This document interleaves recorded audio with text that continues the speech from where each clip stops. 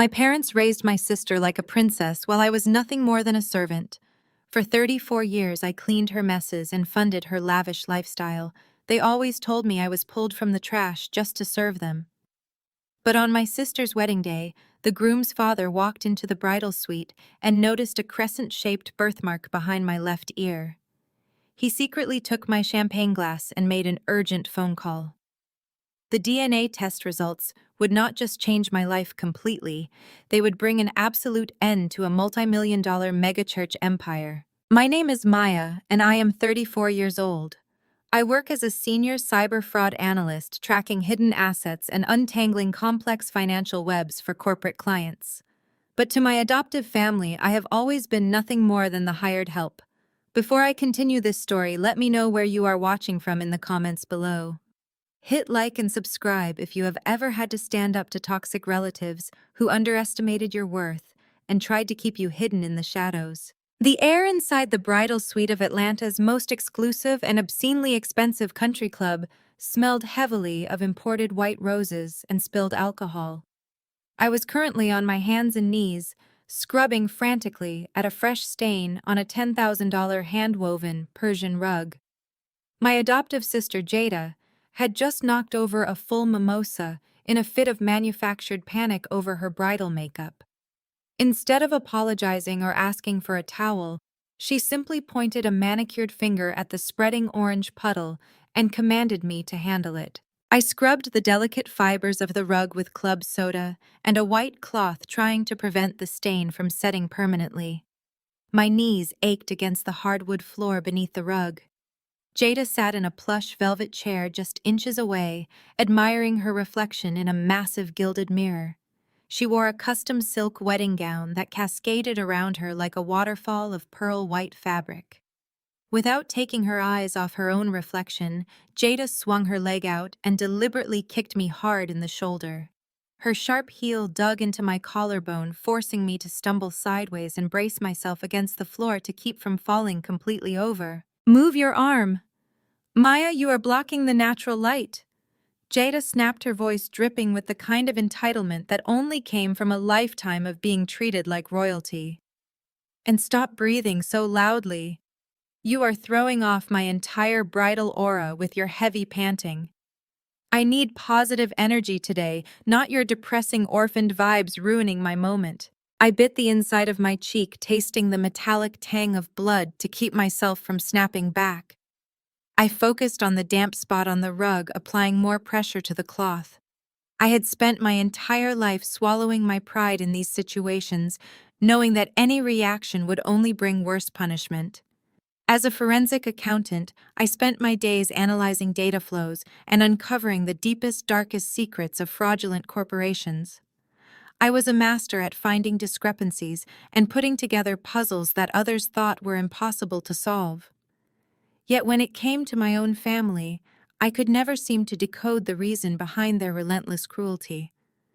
I was treated as an outsider, an unwanted burden that they had graciously taken in out of the kindness of their supposedly Christian hearts. Every day was a test I was destined to fail. Before I could even finish absorbing Jada's cruel words, the heavy mahogany doors of the bridal suite flew open with a violent crash that rattled the crystal wall sconces.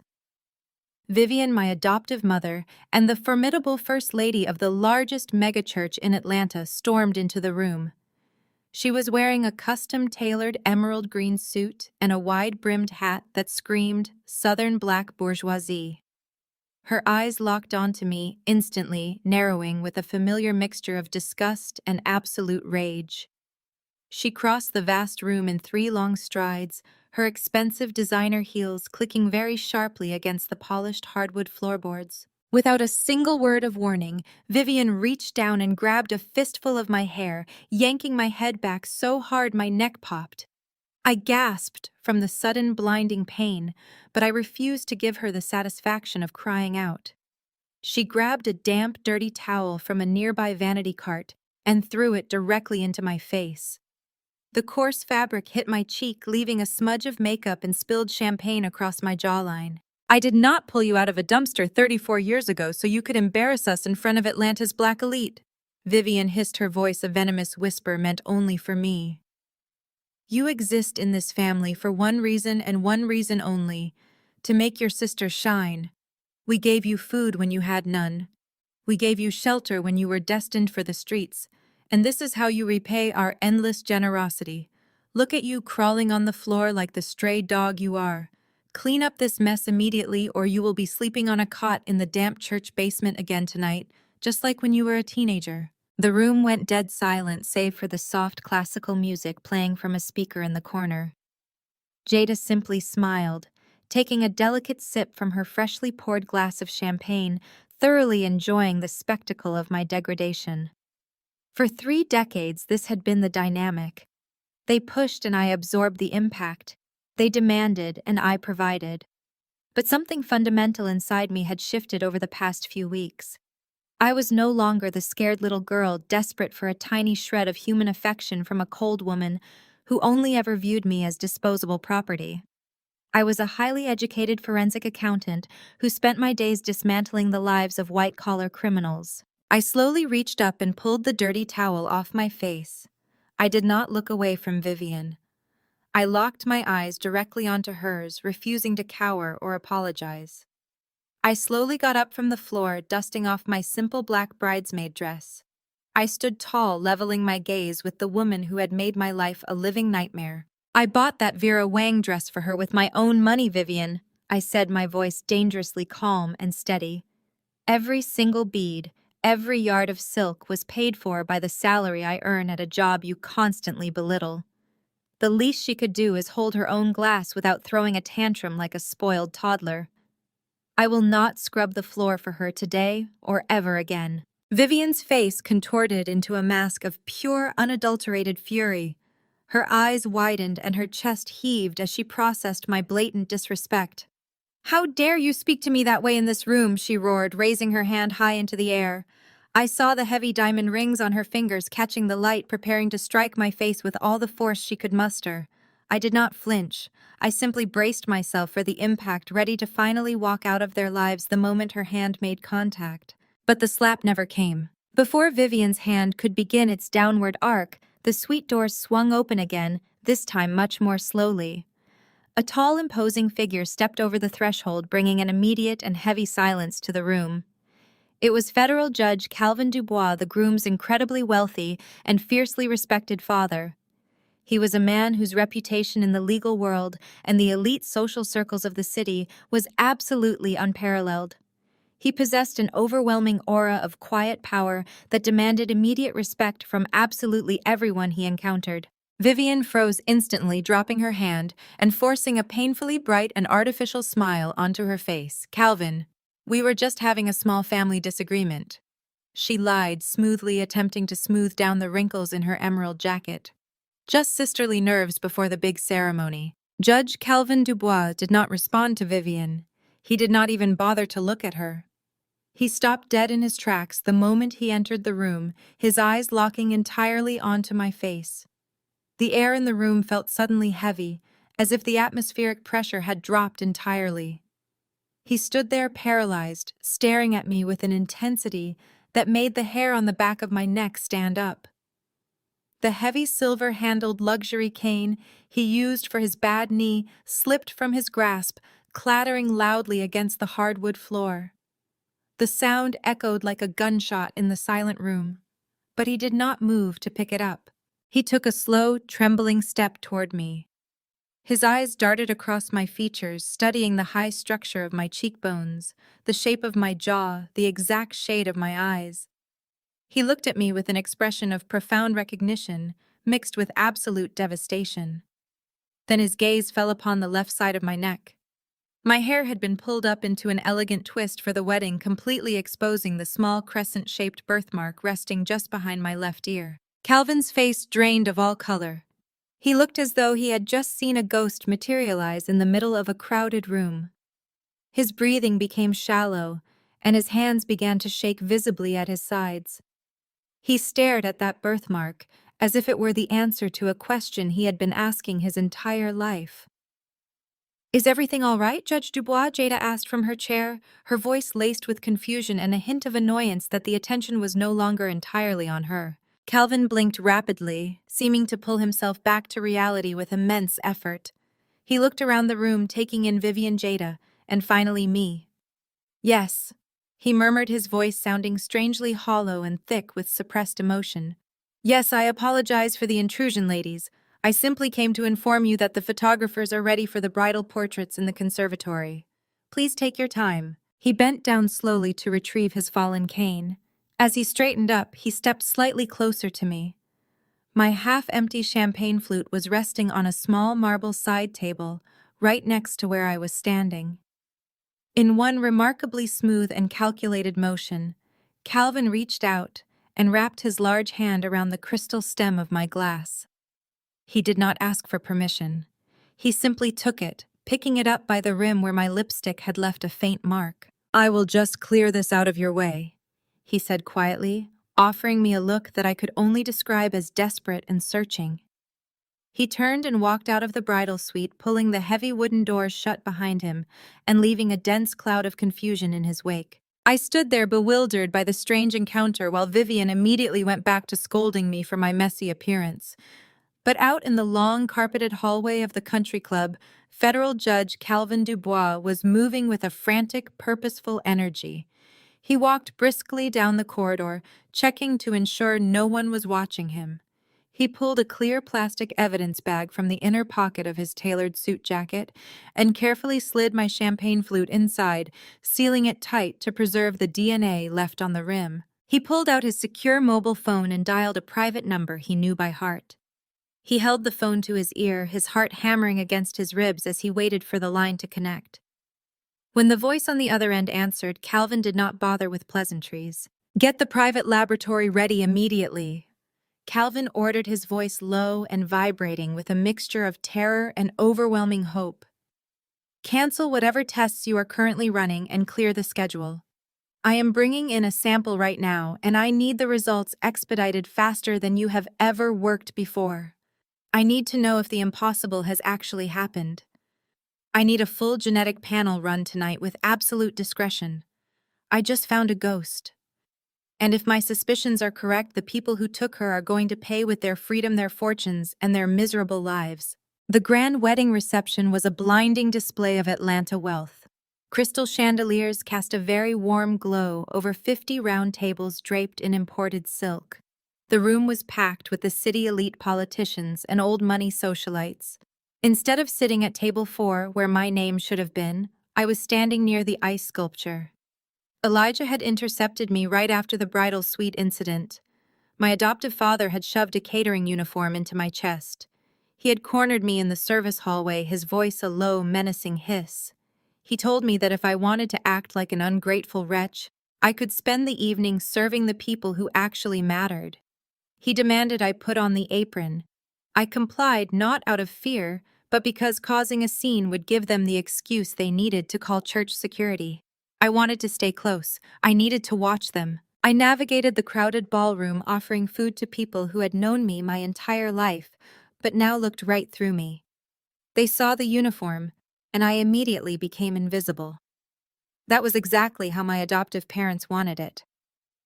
I was just passing the grand piano when a heavy hand clamped down on my shoulder, spinning me around. It was Devin, the groom.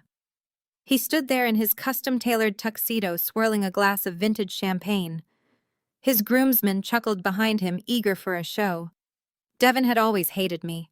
He was a corporate defense attorney who clawed his way into the upper echelon of society, and he viewed my quiet, observant nature as a threat to his manufactured perfection. "Careful with the caviar," Maya Devin sneered loudly enough for the surrounding guests to hear.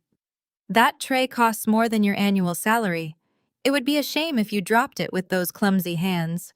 I kept my posture perfectly straight and offered the tray. "Would you like a blini, Devin?" He ignored the food, leaning in closer. His breath smelled of expensive alcohol and sheer arrogance. "Tell me, do you still sit in the dark typing on your little computer all night? I never understood why Vivian and Elijah let you stay in their house. Data analysts are just glorified typists. You should be grateful they even let you wear that apron tonight. It is the closest you will ever get to real success." I looked at his smug face. I looked at the heavy gold Rolex gleaming on his left wrist. My forensic accounting instincts, honed by years of tracking international fraud syndicates, kicked into high gear. I had done a routine background check on Devon the moment Jada announced their engagement. What I found had kept me awake for 3 days straight.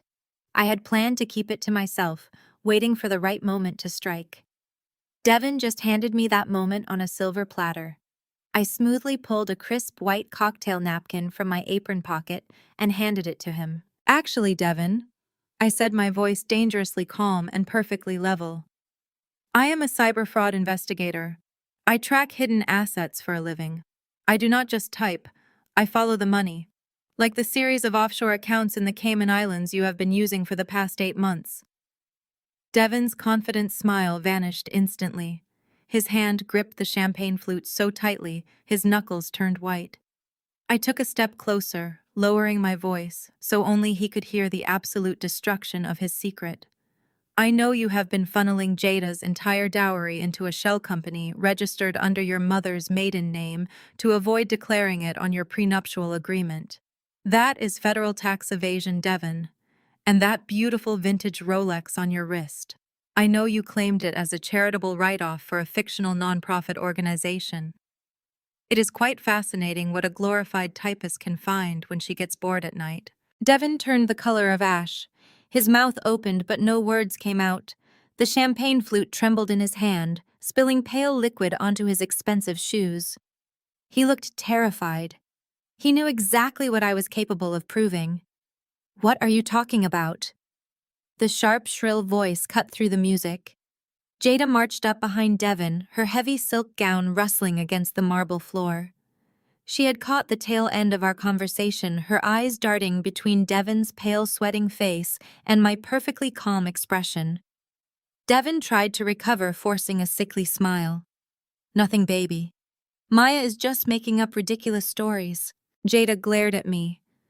Her insecurity always manifested as pure rage. She did not know exactly what I had said, but she saw the fear in her new husband's eyes. She stepped right up to my face, pointing a long acrylic nail at my chest. "Are you trying to ruin my reception?" Jada screamed. Her voice echoed over the string quartet, drawing the attention of dozens of wealthy guests. "You homeless trash. Are you trying to flirt with my husband on my wedding day? You are jealous. You have always been jealous of me. Get her out of here. Security, throw her out." The scene instantly became a spectacle. Guests stopped eating. Whispers broke out across the ballroom. Jada continued to scream, her face twisted in an ugly mask of rage, demanding that I be physically removed from the premises. Before I could even respond to Jada's outburst, Vivian materialized from the crowd like a bird of prey. Her obsession with public image and respectability politics overrode everything else. Seeing her golden child screaming at the catering staff was a nightmare for her curated church persona. Vivian lunged forward and grabbed my right wrist. She did not just hold me, she dug her sharp manicured nails directly into my skin. The sudden piercing pain shot up my arm as her nails broke the surface, drawing small drops of blood that stained the cuff of my white uniform shirt. "I told you to stay out of sight," Vivian hissed through gritted teeth, maintaining a fake apologetic smile for the staring guests, while her grip threatened to crush my bones. "You are a disease, Maya. A disgusting, ungrateful disease. I am throwing you out into the street myself." She yanked me violently toward the swinging wooden doors that led to the industrial catering kitchen. I stumbled, but refused to fall. I refused to let out a single cry of pain. I locked my jaw, letting her drag me, knowing that fighting back physically would only give her the narrative she wanted. She wanted me to look crazy. I would not give her that satisfaction. Jada followed closely behind us, hurling insults while Elijah rushed over to do damage control with the confused society members, assuring them I was just a troubled, unstable employee who had forgotten her medication. Vivian dragged me closer to the kitchen exit. The heavy mahogany doors loomed ahead. She shoved me forward, her nails tearing deeper into my flesh. "You are done in this city," she growled in my ear. "You are finished." But as Vivian reached out to push the right door open, the heavy wood suddenly swung inward with immense force.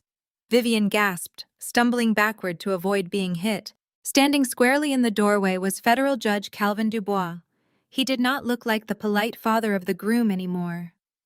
He looked like a man who had just watched his entire world shatter and rebuild itself. His tall, broad frame filled the doorway. His tailored suit seemed to stretch across his shoulders as his chest heaved with heavy, restrained breaths. In his right hand, he held his smartphone. The device was actively vibrating, the screen glowing brightly. I could see the bold black text displayed clearly. Lab results: 99.9% paternity match. Calvin did not look at Devon. He turned his fierce, unyielding gaze directly onto Vivian and Elijah. The air in the corridor grew incredibly cold. The ambient noise of the wedding reception behind us seemed to fade into absolute nothingness. Calvin looked at the blood on my wrist. He looked at Vivian's hand still hovering near my arm. His eyes narrowed, burning with a pure, unfiltered rage. It was the rage of a man who had been lied to for 34 years. The rage of a father who had just realized his stolen child had been treated like a slave by the very people who claimed to be her saviors. He stepped forward, placing his large frame protectively between Vivian and me. His voice did not yell. It dropped to a low, terrifying rumble that carried the full weight of his federal authority. He glared at the terrified couple standing before him, refusing to let them escape the monumental weight of the horrific crimes they had committed against his own flesh. "Take your hands off my daughter." The words hung in the air of the country club hallway, heavy and absolute. Vivian froze, her manicured nails slipping from my bleeding wrist. She stared at Federal Judge Calvin Dubois as if he had just spoken in a foreign language. Elijah rushed through the swinging kitchen doors. He adjusted his silk tie, his pastoral smile firmly glued to his face. "Judge Dubois, Elijah," said, his voice coated in artificial warmth. "I think there is a terrible misunderstanding here. Maya is our adopted child. She struggles with her mental health, and we are simply trying to manage one of her episodes." Calvin did not even blink. He stepped closer to Elijah, his frame casting a shadow over the pastor. "There is no misunderstanding, Elijah. I am not asking a question. I am stating a biological fact. Now move." Before Elijah could protest, Calvin grabbed him by the lapels of his custom suit. Calvin shoved the pastor down the corridor. He looked at me, his eyes softening for just a fraction of a second before hardening into pure determination. "Come with me, Maya. Both of you walk. Now." He marched us away from the prying eyes of the reception crowd, pushing open the double doors of the country club's private VIP suite. It was a soundproof room lined with dark wood paneling usually reserved for business deals. Calvin shoved Elijah inside.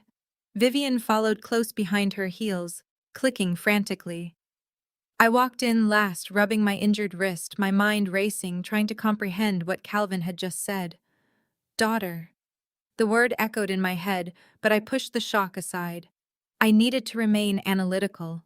I needed to watch them. Calvin slammed the heavy doors shut and locked them, clicking the deadbolt into place. He turned to face my adoptive parents. His chest heaved with a mixture of grief and unadulterated fury. He reached into his jacket pocket and pulled out a folded piece of paper. He had obviously printed the expedited lab results the moment they came through to his secure network. He slammed the document down onto the center of the massive mahogany table. The sharp smack echoed off the wood-paneled walls. "Read it," Calvin demanded, his voice vibrating with rage. "Read the undeniable proof of what you did." Elijah slowly approached the table. He did not look panicked. He looked annoyed. He picked up the paper, scanning the bold black letters. I watched his eyes track the lines. Lab results. Genetic panel. 99.9% paternity match. Subject A, Calvin Dubois. Subject B, Maya. Elijah simply sighed casually, tossing the paper back onto the polished wood, as if it were a meaningless grocery list. Vivian snatched it up, her eyes widening as she read the numbers. Her hands began to tremble, the paper rustling noisily in the quiet room. She looked at Elijah, her carefully constructed composure finally showing cracks. "This is an illegal test," Vivian stammered. "You cannot just take a person's DNA without consent, Calvin. This violates privacy laws. You are a federal judge. You should know better than to steal medical information. Calvin let out a harsh, humorless laugh that sounded more like a growl. You want to lecture me about the law, Vivian?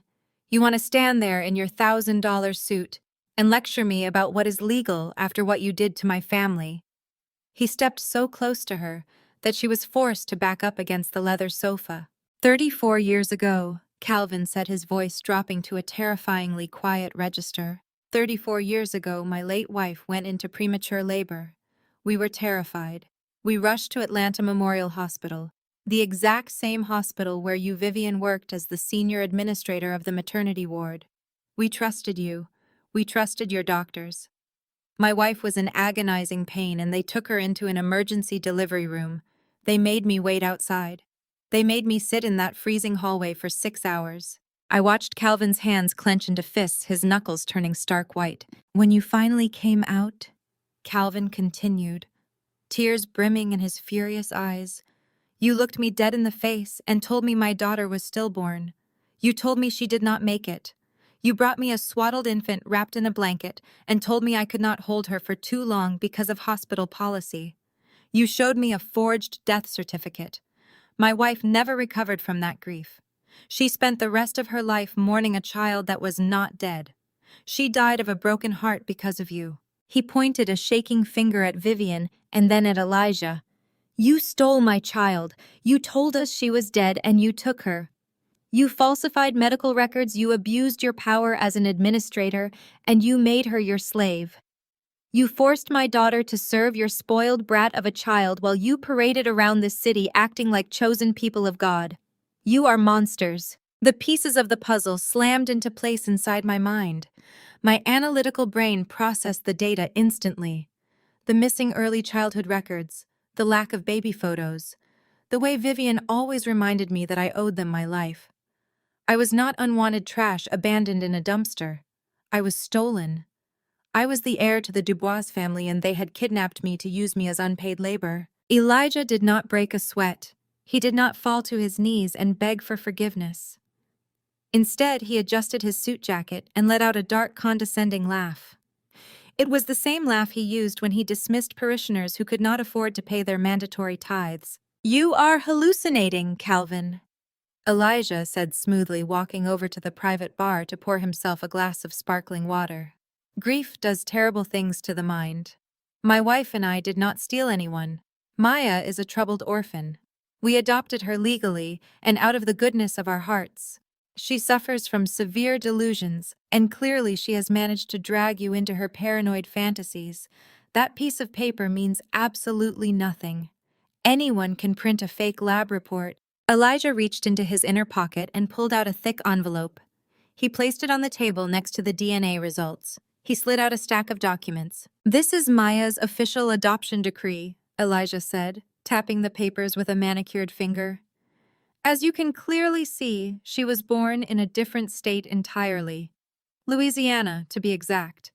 To a drug-addicted mother who surrendered her rights. The state records back this up. The county clerk's office backs this up.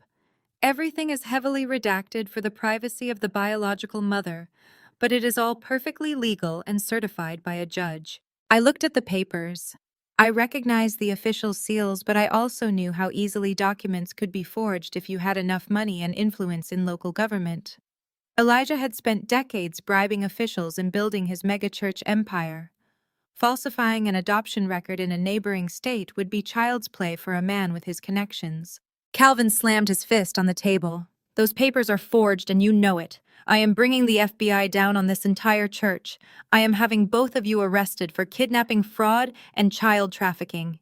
You will rot in federal prison for the rest of your miserable lives. I will not stop until you are destroyed. Vivian did not look scared anymore. She looked at Elijah and gave a sharp, subtle nod. She pulled out her phone and pressed a single button on her speed dial. She did not say a word. She just slipped the phone back into her pocket.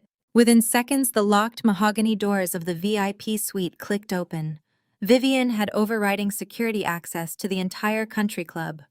5 massive men dressed in dark suits stepped into the room. They were not country club security. They were Elijah's private church guards, loyal only to him and the massive paychecks he provided.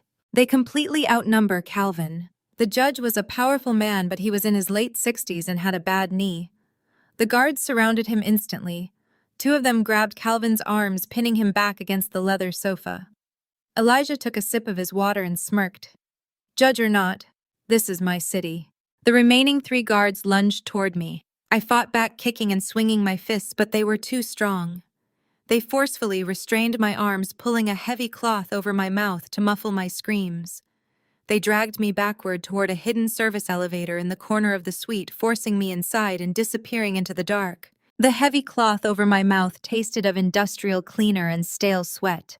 My lungs burned as I thrashed wildly against the massive hands pinning my arms behind my back. The hidden service elevator jolted downward, plunging us into a suffocating darkness that mirrored the sudden freefall of my entire reality. Just minutes ago, I had learned my entire existence was a fabricated lie. Federal Judge Calvin Dubois was my biological father. Vivian and Elijah had stolen me. The elevator doors groaned open to an underground parking garage beneath the country club. The guards dragged my kicking body across the rough concrete, shoving me violently into the back of a windowless black transport van. My knees slammed against the metal floorboards, but the guards showed no mercy. One of them pressed a heavy combat boot between my shoulder blades, keeping me pinned to the floor as the van sped away from the reception. I focused on the sharp turns and the hum of the engine, trying to map our route in my mind. 10 minutes later, the van lurched down a steep incline and came to an abrupt halt. I knew exactly where we were. The subterranean loading dock of Elijah's multi-million-dollar megachurch. They hauled me out of the van by my hair and the collar of my torn catering uniform. The air down here was vastly different from the pristine, climate-controlled sanctuary above. It was damp, thick with the smell of mildew and cold, unyielding concrete. They dragged me down a long, flickering corridor, pushing me through a heavy industrial doorway and throwing me forcefully onto the hard floor of a windowless basement room. I hit the ground hard, scraping my palms against the rough stone. My primary smartphone, which had been tucked into the front pocket of my apron, slid out and skittered across the floor. Before I could even reach out to grab it, the lead security guard stepped forward. He raised his heavy steel-toed boot and brought it down with a sickening crunch. The reinforced glass shattered instantly, the electronic guts of the device grinding into the concrete powder.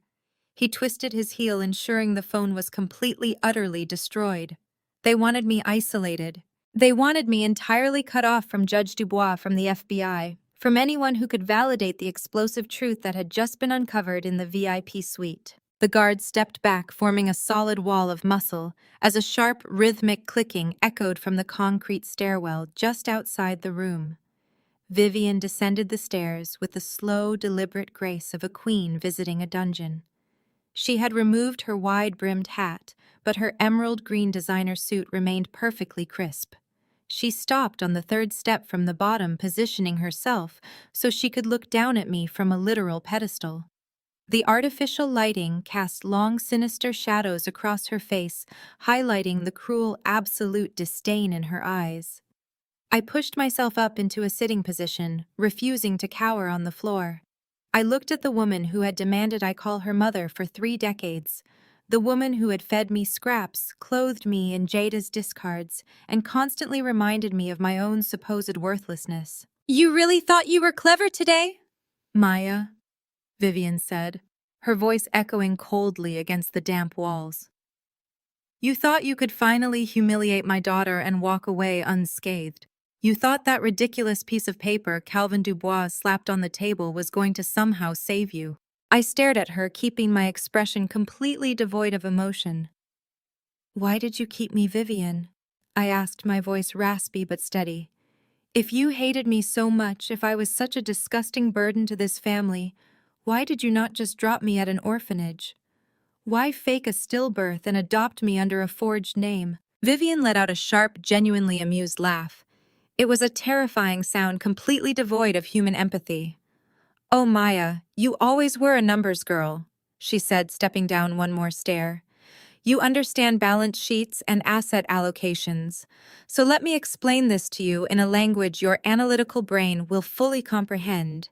We did not keep you out of charity.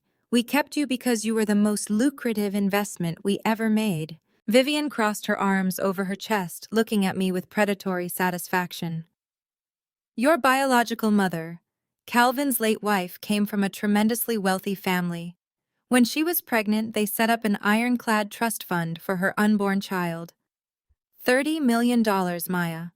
$30 million sitting in a high-yield account waiting for a beneficiary. When she came into my hospital disoriented and alone in premature labor, I saw an opportunity. A divine intervention. I forged the death certificate for Calvin. We created a fake identity for you. And through a series of very carefully managed legal maneuvers, Elijah and I made ourselves the permanent trustees of your estate. I felt the blood run cold in my veins. $30 million. My mind instantly began calculating the compound interest, the asset diversifications, the sheer magnitude of the theft. The cruelty of raising a child in emotional poverty while actively siphoning their immense wealth was beyond anything I had ever encountered in my fraud investigations. You have been funding our entire existence, Vivian continued, her voice rising with arrogant pride. Every private jet we chartered for church retreats was paid for by your bloodline. Jada's entire collection of Hermes bags, her luxury cars, her obscenely expensive wedding today, all of it was purchased with your inheritance.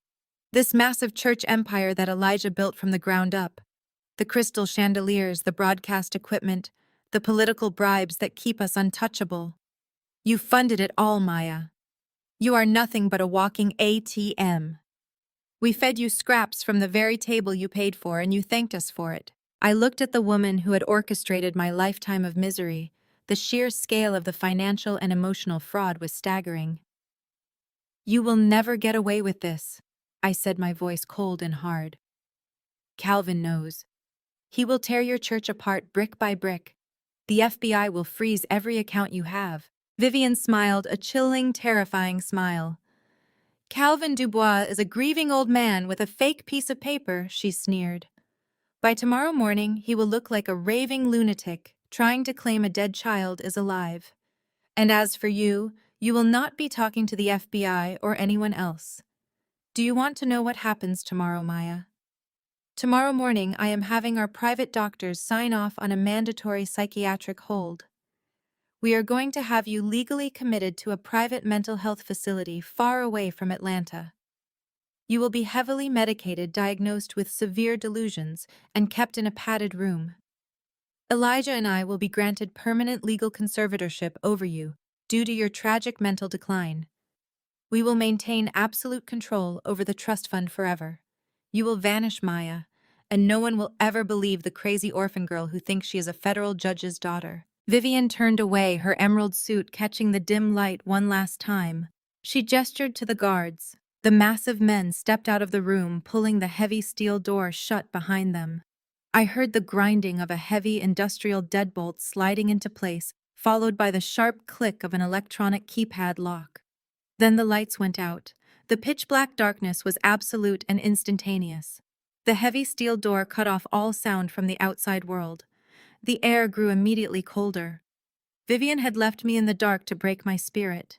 She wanted me to sit in the pitch-black basement and marinate in my own helplessness. She wanted me to panic, to scream, to lose my mind, so that when the doctors arrived tomorrow, her fabricated narrative of my mental instability would look completely authentic. But Vivian and Elijah had made a catastrophic miscalculation. They had spent 34 years treating me like a submissive servant, blinding them to the reality of who I actually was. I was not a terrified victim.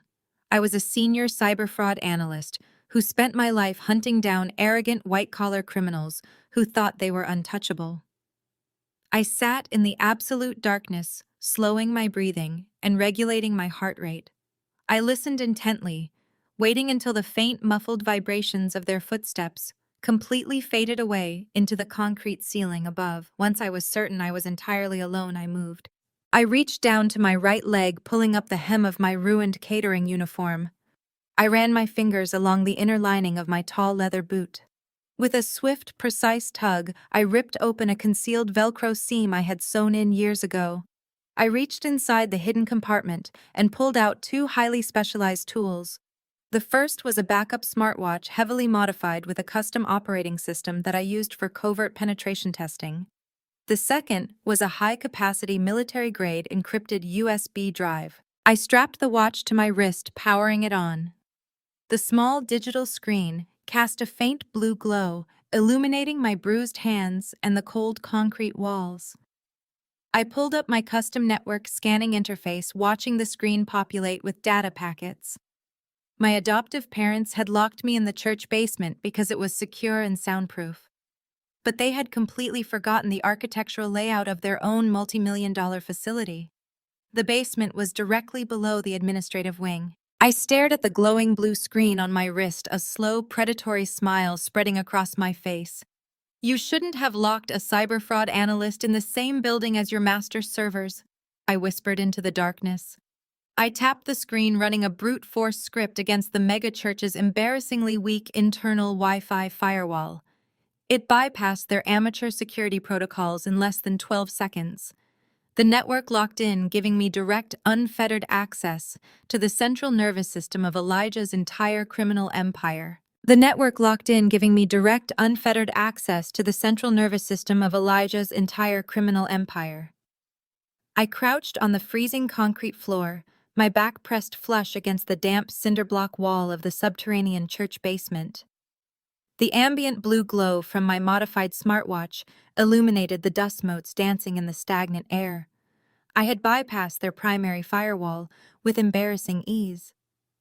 Elijah spent millions on Italian marble foyers and imported silk vestments for his choir, but he had clearly hired bargain basement IT contractors to secure his digital footprint.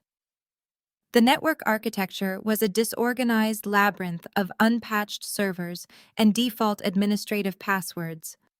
I did not need to break down the front door. I simply slipped through the digital window they had left wide open. I navigated past the public-facing directories, ignoring the sermon transcripts and the benign public relations folders. I was looking for the vault. It took me exactly 4 minutes to locate the hidden partitioned drive labeled with a heavily encrypted alphanumeric string. It was a secondary layer of security, but it relied on an outdated encryption standard that I had cracked 100 times before.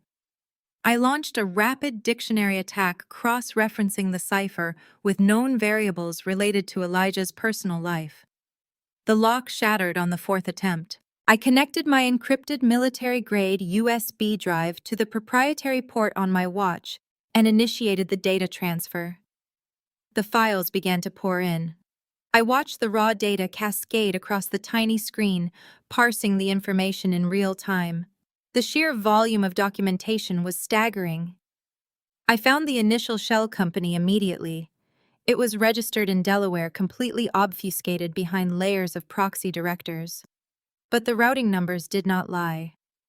I tracked the flow of capital directly back to the $30 million trust fund Vivian had gloated about. Every cent of my biological mother's legacy had been systematically drained, funneled into offshore accounts, and then slowly dripped back into Elijah's personal holding companies to avoid federal detection. But the trust fund was only the beginning. As the download progressed, I uncovered a secondary set of ledgers.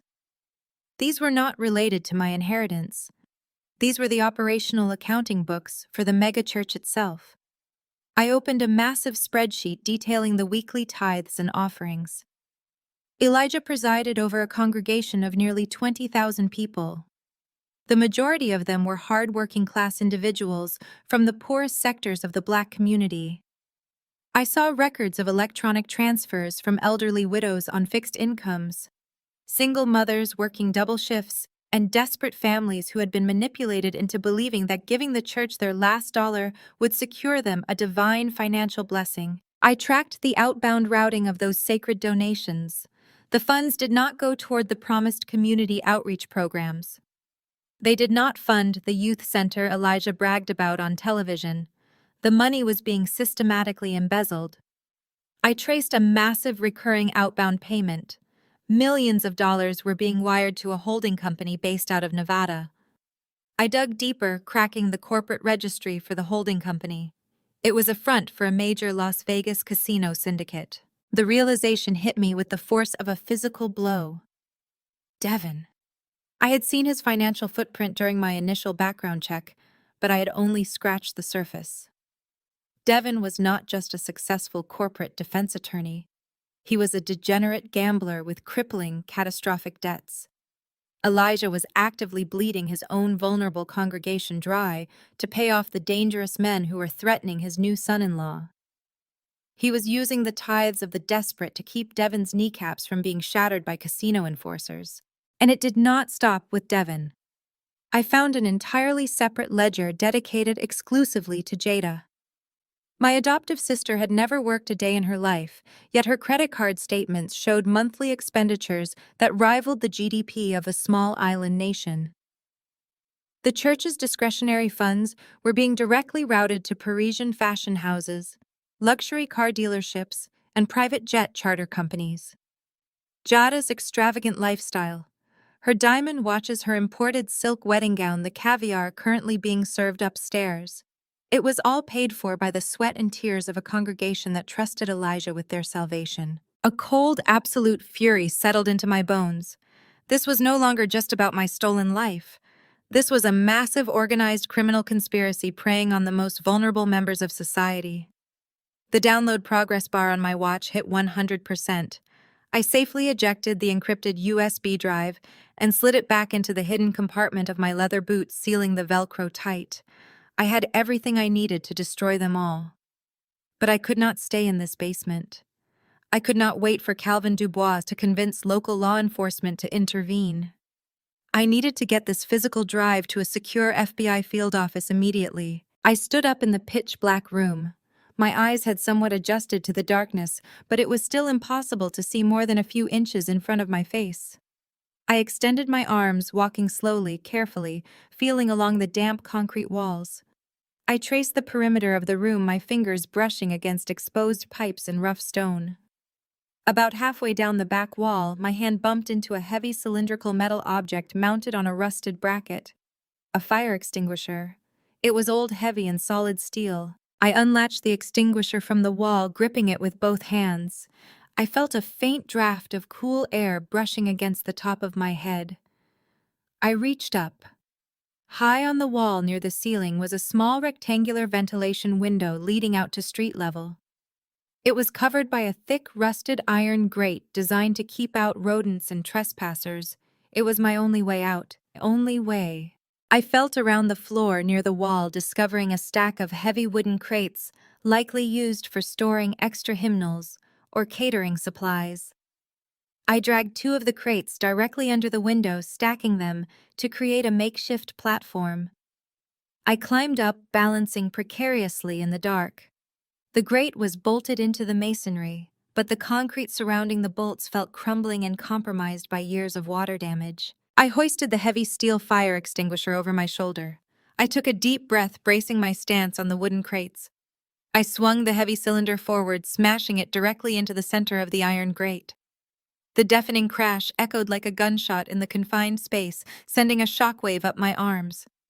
I did not stop. I swung again and again, channeling decades of suppressed rage into every single blow. I smashed the concrete surrounding the anchor bolts. The rusted metal groaned and protested. With one final massive swing, the masonry gave way. The heavy iron grate tore loose from the wall, plummeting onto the basement floor with a loud clatter. Faint midday light immediately bled through the narrow rectangular opening, illuminating the swirling dust in the air. Through the hole, I could hear the muffled sounds of the post-wedding brunch taking place directly above me in the country club courtyard. I could hear the string quartet playing a cheerful melody. I could hear the clinking of champagne glasses and the artificial laughter of the wealthy elite, blissfully unaware of the absolute nightmare unraveling beneath their feet. The ventilation window was incredibly narrow. I hoisted myself up, wedging my head and shoulders into the opening. The edges of the broken masonry were jagged and sharp. Remnants of shattered glass from the original window pane lined the concrete frame. I pushed myself forward, forcing my body through the tight space. The sharp edges sliced through the thick cotton of my catering uniform, biting deeply into the skin of my shoulders and arms. I gasped in pain as warm blood began to soak into my sleeves, but I refused to stop moving. I dug my boots into the wall behind me, pushing with all my strength. I scraped my chest and stomach against the rough stone, tearing my uniform to shreds. With a final agonizing push, I squeezed through the opening, tumbling forward and crashing onto the hot asphalt of the church's back alley. I lay there for a moment, gasping for breath, staring up at the blinding blue sky. The afternoon sun beat down on my face. I was covered in damp basement dirt, thick brick dust, and my own blood. My hands were scraped and bleeding. My muscles screamed in protest, but I was free. I reached down and touched the side of my boot, feeling the solid outline of the encrypted USB drive. I had the keys to their destruction. I scrambled to my feet, ignoring the searing pain radiating from my torn shoulders. I needed to move. The security guards would eventually return to the basement to check on me, and when they found the smashed window, all hell would break loose. I needed to reach the main commercial street at the end of the alley. I needed to flag down a cab, blend into a crowd, or find a secure terminal to upload a dead man's switch to my remote servers. I broke into a dead sprint. My boots pounded against the hot pavement. I ran past overflowing industrial dumpsters and stacked pallets. The exit to the alleyway was only 50 yards away. I could see the steady stream of passing cars on the main road. I pushed my burning lungs to work harder, pumping my arms as I raced toward the street. I was 20 yards away when the screeching of high-performance tires ripped through the air. A sleek silver luxury sports car whipped around the corner with terrifying speed. It angled sharply, blocking the narrow alley exit completely. The massive engine roared, echoing aggressively against the brick walls of the surrounding buildings. I skidded to a halt, my boots kicking up gravel. I froze, scanning the perimeter for a way around the vehicle, but the car was positioned perfectly, cutting off any possible avenue of escape. The driver's side window rolled down with a smooth mechanical hum. The electronic locks clicked open, echoing loudly in the narrow space. Devin sat in the driver's seat. He was still wearing his immaculate, custom-tailored tuxedo from the reception, though his bow tie hung loose around his neck. He reached up and slowly removed his expensive designer sunglasses. He did not look smug anymore. He did not look like the arrogant corporate attorney who had mocked me by the ice sculpture. His eyes were wide, cold, and frantic with a dangerous, unpredictable desperation. He leaned across the center console, pushing the passenger door open. "Get in, Maya." Devin said, his voice tight and completely devoid of emotion. "We need to talk about that $30 million. I stared at him through the open passenger door, my mind racing through a dozen different threat assessments. The alley was empty. The security guards would realize the basement window was smashed at any moment. If I ran, Devin could easily cut me off with the car, or worse, alert Elijah's men to my exact location. My torn catering uniform was soaked in my own blood, and my muscles ached from squeezing through the rusted iron grate. I needed a momentary sanctuary to process the massive trove of financial data sitting on the encrypted drive hidden inside my boot. I also needed to know exactly how much this corrupt corporate defense attorney actually knew. I slid into the plush leather passenger seat. The interior of the sports car smelled of expensive cologne and deceit. Before I even had time to fully secure my seatbelt, Devin hit a button on the center console. The heavy doors locked with a resounding mechanical thud. The windows rolled up, sealing us inside a soundproof bubble of climate-controlled luxury. He slammed his foot on the accelerator, and the car surged forward, leaving the alleyway and merging onto the busy main road. "Unlock the doors, Devin," I demanded, keeping my voice perfectly level. "You are legally bordering on kidnapping, and given the evidence I just pulled from your father-in-law's servers, adding another felony to your rap sheet is a terrible strategic move." Devin let out a dry, humorless chuckle. He kept his eyes fixed on the road, navigating the Atlanta traffic with aggressive precision. He did not look like the golden boy of the megachurch anymore. The veneer of the perfect husband had completely evaporated, leaving behind the cold, calculating shark that had clawed his way to the top of the corporate ladder. "Do not play lawyer with me, Maya," he sneered, gripping the leather steering wheel. "I know exactly what Elijah and Vivian are doing. I know about the embezzlement. I know about the offshore accounts. I know about my own gambling debts being covered up by church funds. But more importantly, I know about you. I have known for months. I kept my expression blank, refusing to give him the satisfaction of seeing my surprise. You are bluffing, I said simply. I am a corporate defense attorney. Devon snapped, his voice rising slightly. My entire career is built on finding hidden assets and burying financial liabilities. When Jada demanded I sign that ridiculous ironclad prenuptial agreement, I did a deep dive into the church's corporate structure to see exactly what I was marrying into. Elijah is a sloppy old man. He left digital breadcrumbs everywhere. It took me 3 weeks to trace the corporate shell companies back to the original trust fund. Your trust fund. He glanced at me, his eyes gleaming with greedy intensity. I know you are Calvin Dubois' biological daughter. I know Elijah and Vivian forged your death certificate. I know they hijacked a $30 million trust fund and used you as a literal slave while they bled your biological mother's legacy dry. You have to admit it is a brilliantly evil scheme. They kept the golden goose locked in their own house and made her scrub the floors. If you knew all of this, I asked, keeping my posture rigid, why did you go through with the wedding today?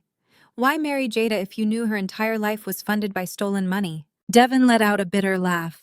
Because I needed proximity, Maya. Jada is a spoiled brat. She is an insufferable, vain, shallow child who throws a tantrum if her champagne is not chilled to the exact right temperature. I do not love her. I cannot even stand being in the same room as her for more than an hour. I married her solely to get unrestricted internal access to Elijah's stolen wealth. I needed to be inside the family circle to execute my own legal claim to those assets.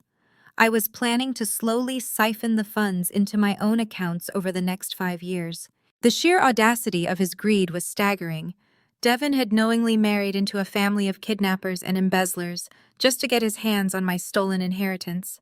He was just as morally bankrupt as the people who had stolen me from the hospital 34 years ago. But you accelerated my timeline. Devon continued, tapping his fingers against the steering wheel.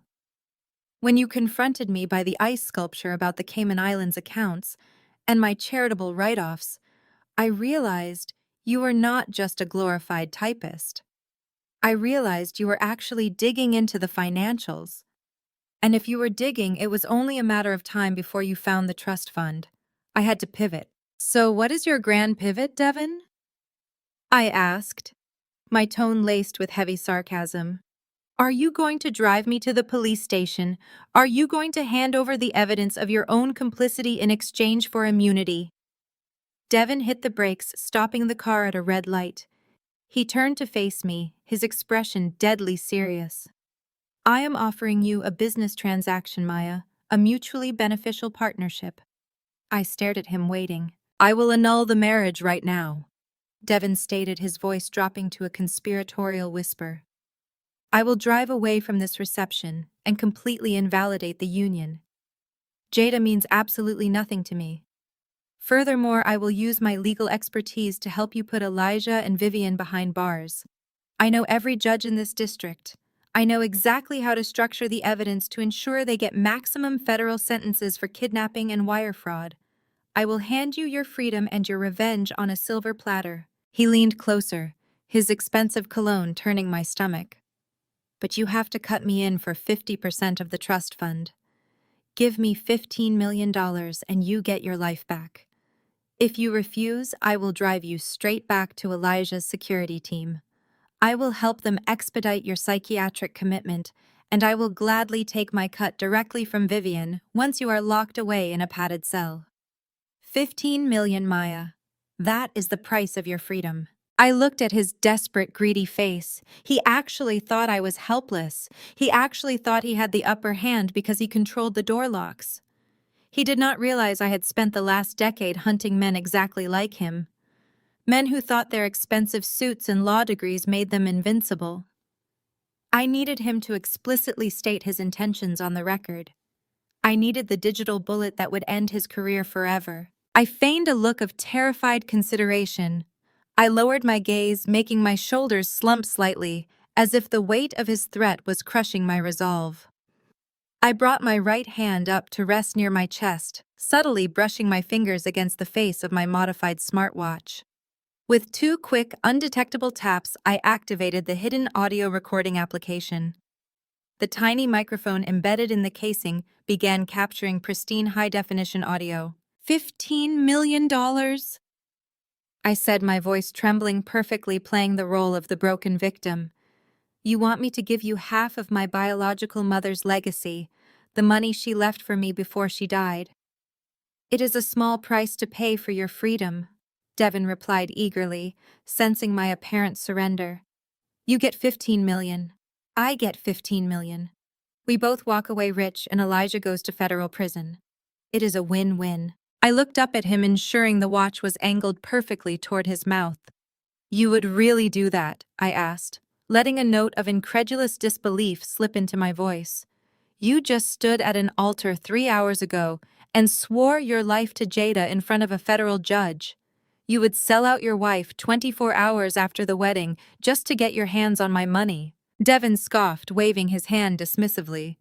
I would sell out Jada in 24 seconds for $15 million. Like I said, she is an insufferable, spoiled brat. I only married her for the payout. The moment the money hits my offshore account, I am filing for an annulment and leaving her with nothing. Now, do we have a deal or not? Got him. The recording was crystal clear. Devin had just confessed to extortion conspiracy to commit fraud and his calculated intent to abandon his bride for financial gain. I had the digital nail in his coffin securely stored on my encrypted device. I took a deep breath, letting my posture straighten. I need to think about it, Devin. I need to know you can actually guarantee Elijah's arrest. Drive back to the church parking lot. We can finalize the details there. Devin smiled, a wide, victorious grin spreading across his face. He thought he had won. He thought he had successfully blackmailed me into handing over half of my stolen life. Smart girl, he said, putting the car back into gear and hitting the gas. I knew you would see reason. He navigated the sports car back through the neighborhood streets, turning onto the long private driveway that led to the megachurch's sprawling campus. He bypassed the main entrance, heading toward the secluded VIP parking lot located behind the administrative wing. The post-wedding brunch was in full swing on the terrace above. I could see the massive white catering tents and the guests milling about in their expensive formal wear. Devin pulled the silver car into a shaded parking spot beneath a large oak tree. He shifted the vehicle into park, keeping the engine running and the doors securely locked. All right, Maya, Devin said, turning to me with an expectant look. We are here. We have a verbal contract. I will draft the non-disclosure agreements and the asset transfer paperwork tonight. You just need to provide the routing numbers for the trust. Before I could respond to his absurd demand, I saw movement out of the corner of my eye. Marching across the manicured lawn of the VIP parking lot was Jada. She had obviously left the brunch terrace searching for her missing groom. Her heavy, imported silk wedding gown dragged across the grass, accumulating dirt and grass stains along the hem. Her face was twisted into an ugly mask of pure irritation. She spotted the silver sports car under the tree. She quickened her pace, marching directly toward the driver's side window. Devin saw her approaching, and his smug expression instantly vanished. He cursed under his breath, his hands gripping the steering wheel in sudden panic. Hide! Devin hissed at me, gesturing frantically toward the floorboards. Get down before she sees you. I did not move a single inch. I sat perfectly upright, looking directly at Jada as she stormed up to the vehicle.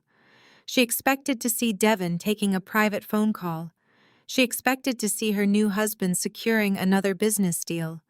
Instead, she looked through the tinted glass and saw me.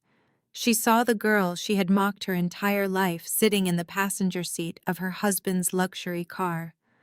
I was covered in dirt, basement grime, and dried blood from my escape, but I was sitting next to the man she had just married. Jada's eyes widened in absolute shock. The insecurity that plagued her entire existence instantly erupted into uncontrollable, violent rage. She did not wait for Devin to roll down the window. She grabbed the handle of the passenger door. Devin, in his panic to hide the situation, had accidentally hit the central unlock button instead of the window control. The heavy car door swung open. Jada stood there, her chest heaving, her manicured hands curled into claws. She looked at Devon's pale, terrified face, and then she looked at me. The hatred radiating from her was palpable. She did not care about the blood on my uniform or the fact that I looked like I had just crawled out of a war zone. She only saw a threat to her manufactured perfection. "You homeless trash!" Jada screamed, her shrill voice echoing across the quiet parking lot, drawing the attention of guests on the terrace above. "Are you trying to sleep with my husband?" Before Devon could say a word to stop her, Jada lunged into the car, her acrylic nails aimed directly at my face. The sharp synthetic tips caught the edge of my cheekbone, tearing a deep and jagged line through my skin. The sudden burning sting blinded me for a fraction of a second as she scrambled aggressively over the expensive leather center console. She was an absolute hurricane of tulle and misplaced fury. Her heavy, imported silk wedding gown snagged on the gear shift, but she did not care. She swung her right hand wildly, catching the collar of my already ruined catering uniform. The thin cotton fabric gave way with a loud tear, exposing my bruised shoulder. Devon pressed back against the driver's side door, pulling his legs up like a terrified child. He made no effort to stop his enraged new wife. He just sat there watching the violent spectacle unfold with wide, panicked eyes, desperately preserving his own physical safety over everything else in the world. Jada shrieked a string of incoherent obscenities, her face practically purple with rage. She slapped me across the jaw, the heavy diamond engagement ring on her left hand striking my bone with a sickening crack. The sudden impact forced my head back against the passenger window. My ears rang loudly, completely blocking out the ambient noise of the engine. For 34 years, I had been trained to absorb her abuse. I had been conditioned to take the hits, lower my eyes, and apologize for simply existing in her presence. That lifetime of conditioning fractured permanently the very moment her diamond ring struck my face. Jada raised her hand, her fingers curled into a claw, aiming for my eyes. She wanted to blind me. She wanted to disfigure the woman she viewed as inferior. My forensic training took over, replacing 34 years of fear with cold survival instincts. As her arm came down, I snapped my left forearm up, executing a flawless block. Her wrist collided with my bone, stopping her strike. Jada gasped, her eyes widening in disbelief. I had never blocked a strike before. I had never dared to defend myself. I looked directly into her eyes and let all the suppressed rage of my stolen life fuel my next movement. I planted my boots firmly against the floorboard, bracing my spine against the seat. I brought both of my hands up, placing my palms flat against her chest, right over the bodice of her wedding gown. I shoved her backward with every ounce of strength I possessed. The force of the push lifted her off the center console. She flew backward out of the open car door. Her arms flailed, grasping for purchase. She tumbled out of the car, falling. The parking lot had a drainage issue near the large oak tree, resulting in a puddle of muddy water. Jada landed in the center of the mud. The water splashed up high, soaking the back of her silk dress. The fabric absorbed the sludge, turning a shade of brown. She sat there in the puddle, paralyzed by the humiliation of the moment. Her wedding day narrative was destroyed. Her scream echoed across the country club campus. It was a sound of pure outrage. The noise shattered the ambiance of the post-wedding brunch happening on the terrace above. Guests abandoned their champagne flutes, rushing to the railing to look at the parking lot below. The doors of the administrative wing burst open. Elijah and Vivian rushed out onto the manicured lawn, moving with a frantic energy. They were followed by 6 of Elijah's security guards. The guards fanned out their hands, resting on their holstered weapons. Vivian stopped dead in her tracks when she saw her child sitting in the middle of a mud puddle. Her curated public image was collapsing right in front of her donors. Elijah did not hesitate. He took one look at me, sitting in the passenger seat of his car, and his warmth vanished. His face contorted into a mask of calculation. He pulled a smartphone from his suit pocket and dialed a number he knew by heart. He was not calling emergency services. He was calling the local police chief.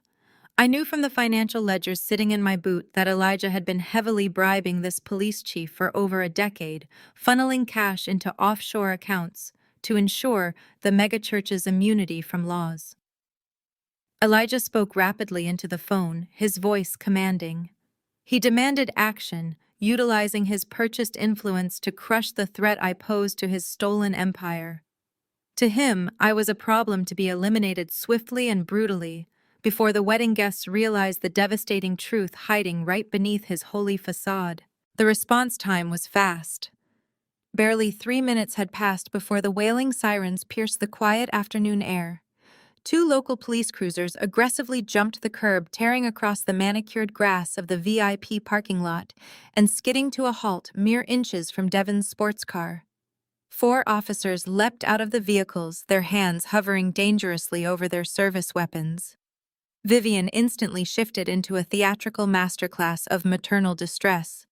She threw her hands over her face, forcing large, convincing tears to stream down her cheeks.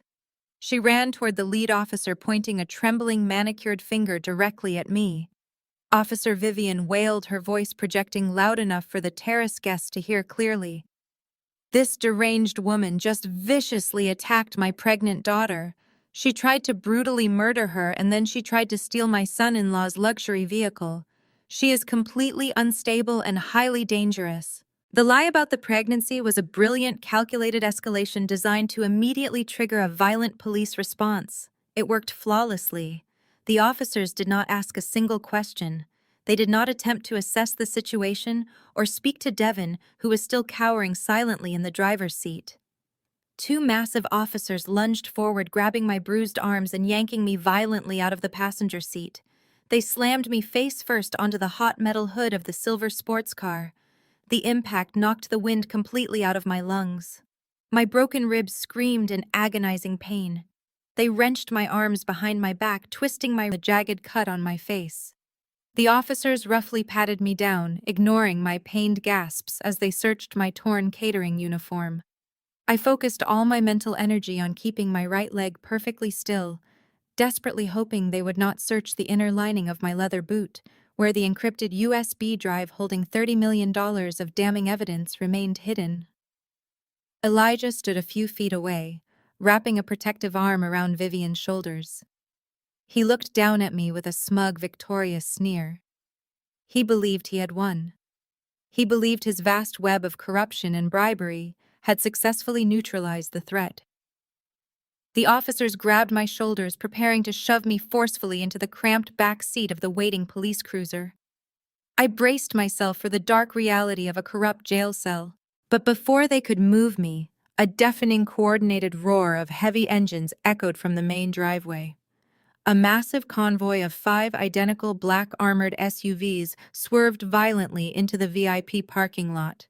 They moved with aggressive military precision, completely ignoring the parking lanes. They formed a solid, impenetrable barricade, effectively blocking the only exit route and trapping the local police cruisers inside the lot. The lead SUV screeched to a halt, its heavy tires kicking up grass and mud. I immediately recognized the thick bulletproof glass and the official government plates bolted to the bumpers. The doors of the heavy vehicles swung open simultaneously. A dozen heavily armed men stepped out, moving with swift, terrifying efficiency. They wore tactical vests, prominently displaying the bold yellow letters of the United States Federal Marshal's Service. The local police officers froze their hands, dropping away from my shoulders as they stared in absolute stunned silence. The rear door of the central SUV opened slowly. Federal Judge Calvin Dubois stepped out onto the pavement. He did not look like a grieving father anymore. He looked like the full wrath of the federal justice system incarnate. He adjusted his tailored suit jacket, his fierce, unyielding gaze sweeping across the chaotic scene. He took in the sight of the corrupt local officers pinning me against the car hood. He looked at Elijah and Vivian standing frozen in their tracks. Calvin marched forward, flanked by 2 massive armed marshals, his voice booming with undeniable authority across the silent parking lot. "Let her go now." The command struck the hot pavement with the undeniable weight of absolute federal authority. The local police chief stepped forward with his hand resting defensively on his duty belt. He tried to project the arrogant swagger of a man who owned the streets of Atlanta, but his eyes betrayed a sudden flickering panic. Chief Miller had been operating under Elijah's lucrative payroll for years, ensuring the megachurch's indiscretions vanished. He was unprepared to face a sitting United States federal judge flanked by heavily armed marshals. "Who the hell do you think you are barging into my jurisdiction?" Chief Miller barked, attempting to rally his faltering authority. "This woman just assaulted a pregnant bride and attempted grand theft auto. We have eyewitnesses. She is going to the precinct." Calvin walked directly up to the police chief, stopping mere inches from his chest. Calvin's sheer presence made the corrupt cop look completely insignificant. Calvin reached into his tailored suit jacket. The local officers flinched, gripping their weapons tighter, but the federal marshals immediately raised their rifles in perfect, terrifying synchronization. The click of a dozen safety selectors being switched off echoed across the parking lot. Chief Miller swallowed hard, the color draining from his face. Calvin withdrew a sleek leather credential wallet and flipped it open. The golden seal of the federal judiciary gleamed in the harsh sun. "Release her immediately," Calvin stated, his voice dropping to a dangerous register. "You are out of your jurisdiction, Chief. You are interfering in an active federal investigation involving kidnapping, wire fraud, and interstate racketeering. If you or your men lay another finger on my daughter, I will personally ensure you spend your natural life in a federal penitentiary. Do I make myself clear?" The word daughter hung in the air, shifting the dynamic of the confrontation. The officers exchanged terrified glances. They looked at Chief Miller, waiting for a command, but the chief was already stepping backward. He raised his hands in a placating gesture, signaling his men to stand down. The officer pinning me against the hood of the silver sports car released his grip, stepping away. Another officer fumbled nervously with his belt, pulling out a small key and hastily unlocking the heavy steel cuffs. The metal bands snapped open. I pushed myself off the sports car, my muscles screaming in protest. I rubbed my bruised wrists, feeling the deep red indentations left by the steel. I stood tall, refusing to show any physical weakness. I walked over and positioned myself right beside Calvin. For the first time in 34 years, I stood next to my biological father. I felt an overwhelming sense of safety, a profound shift in my reality. I was no longer the discarded orphan girl. I was Maya Dubois. Elijah watched his purchased law enforcement retreat in absolute disgust. His perfectly manicured hands clenched into tight fists. He had spent millions building an impenetrable fortress of local political influence, and it had just been dismantled in 60 seconds by one man with a badge. But Elijah was a master manipulator. He had built an empire by twisting narratives and controlling the perception of the masses. He knew the parking lot was no longer empty. The commotion had drawn a crowd. Wedding guests from the country club terrace were leaning over the marble balconies, holding their champagne flutes and pointing at the black SUVs. More importantly, a steady stream of churchgoers was beginning to fill the adjacent overflow parking lot, arriving early for the afternoon service. Dozens of working-class families, elderly couples, and devoted parishioners were stopping in their tracks, their eyes wide as they witnessed the standoff between their beloved pastor and the armed federal agents. Elijah saw his audience. He instantly calculated his next move, recognizing that his only remaining weapon was the blind, unwavering devotion of his congregation. He stepped forward, pushing past Vivian, who was still dabbing at her dry eyes. Elijah threw his arms wide open, adopting the persecuted martyr persona he had perfected over decades of televised sermons. His voice boomed across the asphalt, projecting with the practiced resonance of a seasoned orator. "You come onto my property waving your guns and threatening my family," Elijah bellowed, making sure every word reached the gathering crowd. "You are attacking a man of God. You bring your worldly corruption into this sacred sanctuary to persecute a righteous ministry. I am the pillar of this community. I have fed the hungry, housed the poor, and brought salvation to millions." He turned slightly, gesturing toward the growing crowd of onlookers. "Do you think these people will believe a corrupt judge over their pastor? Do you really think your federal badge means anything to a flock that knows my heart? These people know my spirit. They know the sacrifices I have made. You are nothing but an agent of the devil sent here to test our faith and destroy the good works we have built in his name." The crowd began to murmur. A few devoted churchgoers shouted words of agreement, validating Elijah's arrogant performance. Vivian stood behind him, nodding emphatically, her hands clasped together in mock prayer. They truly believed they were untouchable. They believed the sheer scale of their public influence would shield them from any legal consequences. Elijah looked at Calvin with a smug, defiant smile, convinced his respectability politics had neutralized the federal threat. Calvin did not take the bait. He did not raise his voice or attempt to argue with a man who was actively performing for an audience. He simply looked at Elijah with the cold, analytical detachment of a judge evaluating a convicted felon. He knew arguing with a narcissist in front of their loyal followers was a tactical error. He turned his head slightly, looking down at me. The unspoken question was clear. He was asking how I wanted to proceed. He was giving me the power to dismantle the empire. I rubbed my bruised wrists, letting the stinging pain focus my mind. I stepped out from behind Calvin's protective shadow, moving forward until I was standing directly in front of the federal barricade. I looked at Elijah. I looked at the man who had demanded I call him father, while actively siphoning my inheritance to fund his gambling-addicted son-in-law. I looked at Vivian, who had treated me like a repulsive burden for over 3 decades. I looked at Jada, who was wiping a streak of brown sludge from her diamond necklace. Finally, I looked past them. Mounted on the exterior brick wall of the main sanctuary directly facing the overflow parking lot was a 50-foot outdoor LED screen. It was a staggering piece of high-definition technology. Elijah used it to broadcast his Sunday sermons to the thousands of congregants who could not fit inside the climate-controlled auditorium. Currently, the massive screen was displaying a looping, high-production promotional video for the church's upcoming capital campaign. The video featured slow-motion footage of Elijah praying over sick children, interspersed with bold text asking for increased weekly tithes. The screen was connected to the central administrative network I had just compromised in the subterranean basement.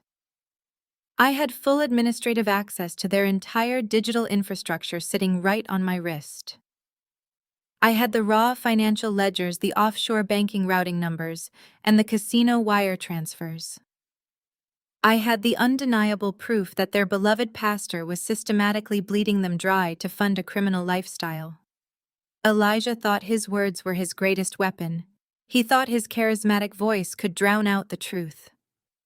He was about to learn a devastating lesson regarding the permanence of digital forensics. I raised my left arm, bringing my heavily modified smartwatch up to my chest. The digital display glowed a bright neon blue in the shadows cast by the oak trees. I looked directly into Elijah's arrogant, defiant eyes. He was still standing with his arms wide open, playing the persecuted saint for the crowd of murmuring churchgoers. He had no idea what was about to hit him. "Let us see what your congregation believes, Elijah," I said, my voice projecting clearly across the space between us. "Let us see how much faith they have left when they see exactly where their offering money goes every Sunday." I tapped the glowing blue screen of my smartwatch. The custom penetration script I had written bypassed their audiovisual control room entirely. I hijacked the master broadcast feed, locking out their internal technicians. The looping promotional video on the 50-foot LED screen abruptly vanished, replaced by a stark black background. A collective gasp rippled through the massive crowd of onlookers as the screen flickered. I swiped my finger across my watch face, initiating the data dump. The screen illuminated with brilliant clarity, projecting the raw, unedited financial ledgers I had pulled from his encrypted vault directly onto the side of the megachurch for thousands of people to see. The massive LED screen flickered on, replacing the polished image of Elijah delivering a sermon with the undeniable reality of his criminal empire.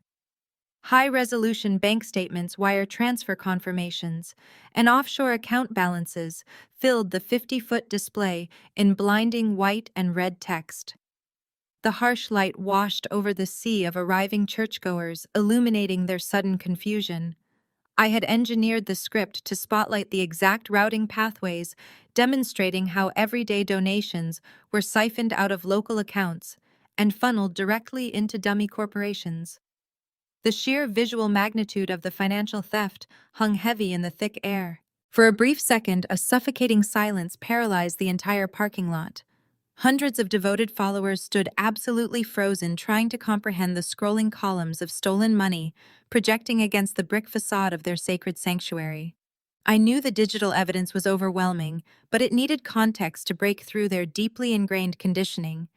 I needed a voice to translate the complex corporate ledgers into a devastating truth they could understand. I scanned the chaotic space near the country club entrance and spotted the senior choir director standing dumbfounded by the caterer's tent, clutching a wireless broadcast microphone tightly. I did not hesitate. I sprinted past the retreating local officers, leaving Calvin and his armed federal marshals to secure the perimeter. I reached the stunned choir director and snatched the heavy black microphone directly out of his limp, trembling hand. A sharp screech of audio feedback ripped through the outdoor speakers, snapping the crowd out of their trance. I stepped onto the elevated concrete planter box, turning to face the swelling ocean of parishioners. I ignored the throbbing pain in my bruised wrists and the dried blood cracking across my face. I raised the microphone to my lips confidently. To the congregation, my voice boomed, echoing with tremendous mechanical force across the expansive asphalt lot. Your pastor did not build that new community center. The words shattered the silence, striking the crowd like a physical blow. I pointed a bloody finger toward the scrolling numbers illuminating the sky. He built a $5 million vacation home in the Hamptons. He took the money you sacrificed from your meager paychecks, the money you gave believing it would heal the sick and shelter the homeless, and he used every single cent of it to fund his own private lavish paradise completely. A collective gasp ripped through the crowd, followed by a low, dangerous murmur. I shifted my gaze toward Vivian, who stood paralyzed in the mud, her emerald designer suit stained and ruined. And First Lady Vivian! I shouted, my voice cutting through the rising tension with surgical precision. She did not donate to the youth fund. She spent $250,000 on designer bags in Paris. She funded her international shopping sprees with the cash you placed in the offering plates. And they did it using money stolen from a dead woman's trust. The ultimate betrayal completely. They hijacked the inheritance of an orphaned infant, forging federal death certificates to bleed this congregation dry while pretending to be your spiritual saviors. The murmurs instantly dissolved into a deafening, terrifying roar. The absolute devotion that had shielded Elijah for decades evaporated in a fraction of a second, replaced by explosive, visceral outrage.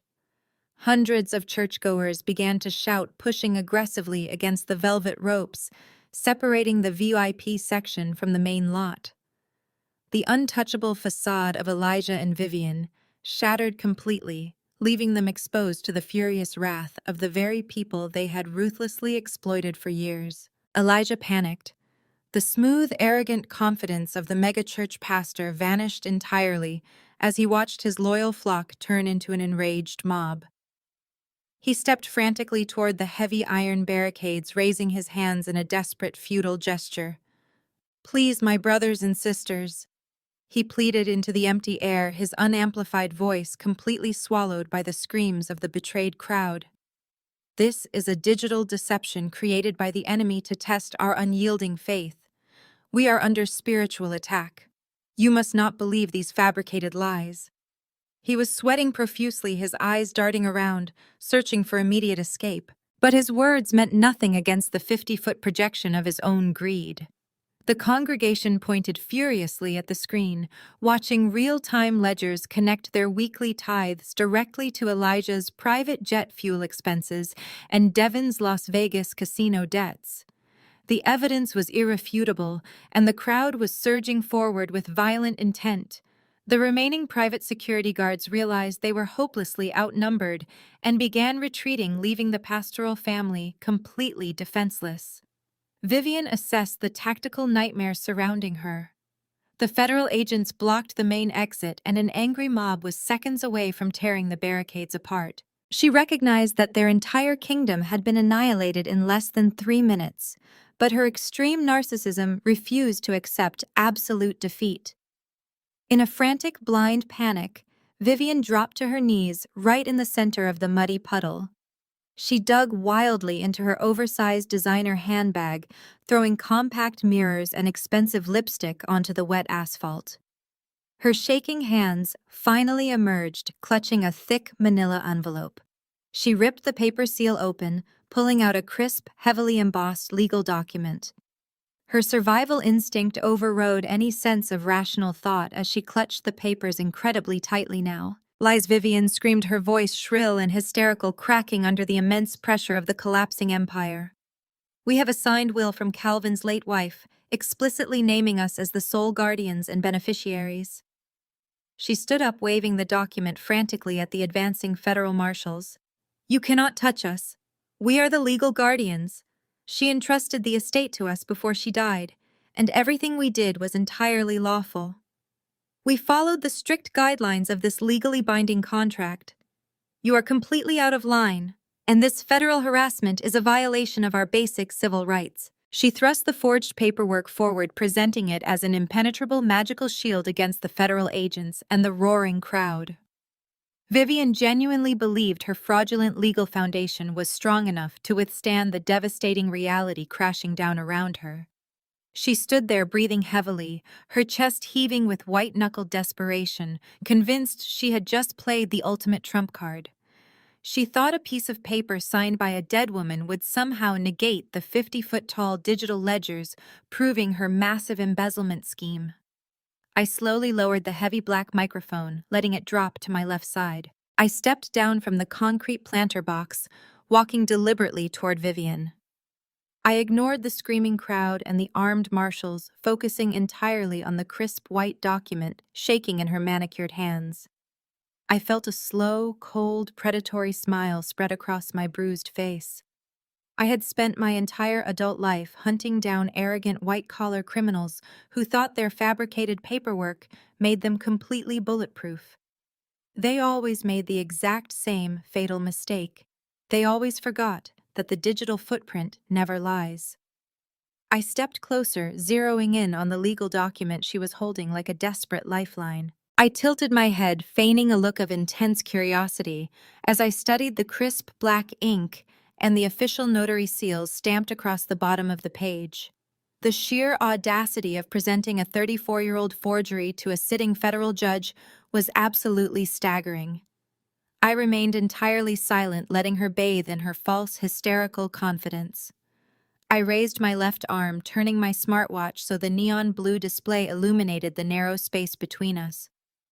I tapped a sequence into the custom penetration testing interface, preparing the secondary payload I had extracted from their hidden servers. The intricate details of their massive fraud were meticulously archived within the properties of the electronic file they had originally used to create the forgery. They thought they had scrubbed the physical copy perfectly, but they had left the digital source file sitting on an unsecured network drive. I watched Vivian's eyes widen slightly as she stared at the glowing device strapped securely to my bleeding wrist. The horrifying realization that she was vastly outmatched in the digital realm finally began to penetrate her arrogant delusion. I locked eyes with the ruthless woman who had stolen my entire earthly existence. Vivian trembled as the overwhelming pressure of her impending downfall consumed her completely. The crowd continued to scream, demanding justice for the years of deceit and exploitation they had suffered. Calvin and the federal marshals stood ready, creating an unbreakable wall of federal authority, ensuring no one would escape this reckoning. The decades of pain, abuse, and stolen wealth culminated in this singular, explosive moment of absolute truth. I slowly zeroed in on the false white document. I smiled a predator's smile. A will, I asked. Let us take a closer look at the metadata on that PDF, shall we? I kept my eyes locked on Vivian as I tapped the screen of my smartwatch. The massive 50-foot display behind Elijah flickered instantly, transitioning from the scrolling banking ledgers to a stark white background. A high-resolution image of the exact document Vivian was currently clutching materialized on the screen for the entire congregation to behold. The pristine black text and forged signature looked remarkably convincing to the naked eye. But I was not examining the text. I engaged the forensic analysis tool I had engineered specifically for moments like this. The true digital architecture of her lie emerged. A bright neon green loading bar swept across the massive display, running a real-time deep forensic scan on the original source file. The crowd watched in stunned silence as the underlying code of the fraudulent document was stripped bare and exposed. Bright red warning boxes began popping up across the 50-foot screen, highlighting microscopic anomalies invisible to a standard viewer. The system isolated a hidden digital watermark embedded deeply within the formatting layers of the file. I enlarged the specific section, projecting the raw, undeniable metadata data for every single person in the parking lot to read clearly. "This document was not signed 34 years ago," I announced firmly, my voice echoing loudly through the stolen microphone. The crisp red text on the massive screen displayed the absolute truth. The metadata explicitly shows this PDF was generated from scratch at exactly 2:00 this very morning. A collective gasp rippled through the gathered churchgoers as they read the timestamp towering above them. I swiped my smartwatch screen again, pulling up the network diagnostic trace. And the IP address used to originate this file is officially registered to the downtown corporate headquarters of Devon's prestigious private law firm. The impact of that revelation hit the crowd like a physical shockwave. All eyes immediately snapped away from the screen and locked directly onto the terrified Groom. Devon was still cowering near the passenger side of his ruined silver sports car, but now he looked like a trapped animal. His meticulously groomed appearance had completely deteriorated. He threw his hands up in the air, violently shaking his head and desperately backing away from his new in-laws. The undeniable proof of his direct involvement in a massive federal fraud scheme was currently glowing bright red on the exterior church wall. The devastating exposure of the law firm's IP address triggered an immediate and highly chaotic reaction from the country club terrace above. Several senior partners from Devon's elite firm had been attending the lavish post-wedding brunch. They were powerful, wealthy attorneys who built their entire careers on pristine reputations and aggressive litigation. Upon hearing their firm publicly implicated in a major federal crime involving forged wills and stolen trusts, they abandoned their expensive champagne flutes and aggressively pushed their way through the murmuring crowd. The partners descended the marble staircase, moving rapidly with the furious momentum of angry hornets. The lead partner, a towering man with a notoriously ruthless courtroom demeanor, shoved past two bewildered security guards and marched directly forward toward Devon. His face was purple with unadulterated rage. "You arrogant, stupid boy!" the senior partner bellowed, completely ignoring the surrounding crowd. "You used our secure internal servers to fabricate federal documents for this corrupt family. You have jeopardized the entire firm. We will personally see you disbarred and imprisoned before the sun sets today." Devon stumbled backward, his expensive wedding suit suddenly looking like a prison uniform as the true weight of his catastrophic actions finally descended. Cornered by his furious bosses and the glaring evidence of his massive criminal liability, Devon completely and utterly abandoned any remaining shred of loyalty. He panicked entirely, tossing his new bride directly into the fire to save his own skin. He pointed a trembling, manicured finger straight at Jada, who was still sitting humiliated in the muddy puddle. "I did not want to do it," Devon screamed, his voice cracking with absolute desperation. "She made me do it. Jada begged me to forge the paperwork last night. She said we needed the trust money to protect her incredibly lavish lifestyle." The crowd erupted into fresh murmurs of absolute disgust at the groom's cowardly betrayal. Jada let out a deafening, blood-curdling shriek of pure, unadulterated fury. She scrambled frantically out of the mud, her ruined silk wedding dress clinging heavily to her legs. She lunged forward like a rabid animal, swinging her arm with vicious intent. Her open palm connected violently with Devon's cheek, sending a sharp, cracking sound echoing across the tense parking lot. The forceful slap snapped his head sideways, leaving a bright, vivid red handprint perfectly outlined across his skin.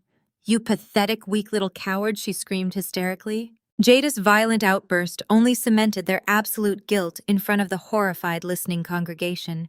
They were watching their beloved first family violently tear each other apart in the dirt. But I was not finished. I wanted to ensure that every single illusion holding this corrupt dynasty together was burned completely to the ground. I tapped my smartwatch one final time, accessing the secret encrypted audio files I had captured just hours earlier. I routed the crystal-clear playback directly into the megachurch's massive outdoor sound system, ensuring the volume was pushed to the absolute maximum threshold available for everyone. My voice echoed first over the immense loudspeakers, sounding incredibly calm against the chaotic backdrop of the current reality. "How much money are you offering me to walk away?" the recording asked. Then Devon's voice boomed across the entire parking lot, stripped of any charismatic charm and dripping with cold, calculated greed. $15 million, Devon replied through the towering speakers. "I will wire the funds directly into your offshore account right now. You take the money and disappear. I will quietly dump Jada immediately after the ceremony, and the two of us can completely split the remaining stolen fortune." The audio recording hit the parking lot with the destructive force of a nuclear bomb. The sheer callousness of his proposition echoed off the brick walls of the sanctuary, removing any shadow of a doubt regarding his true intentions. The stunned congregation stared at the groom in absolute revulsion.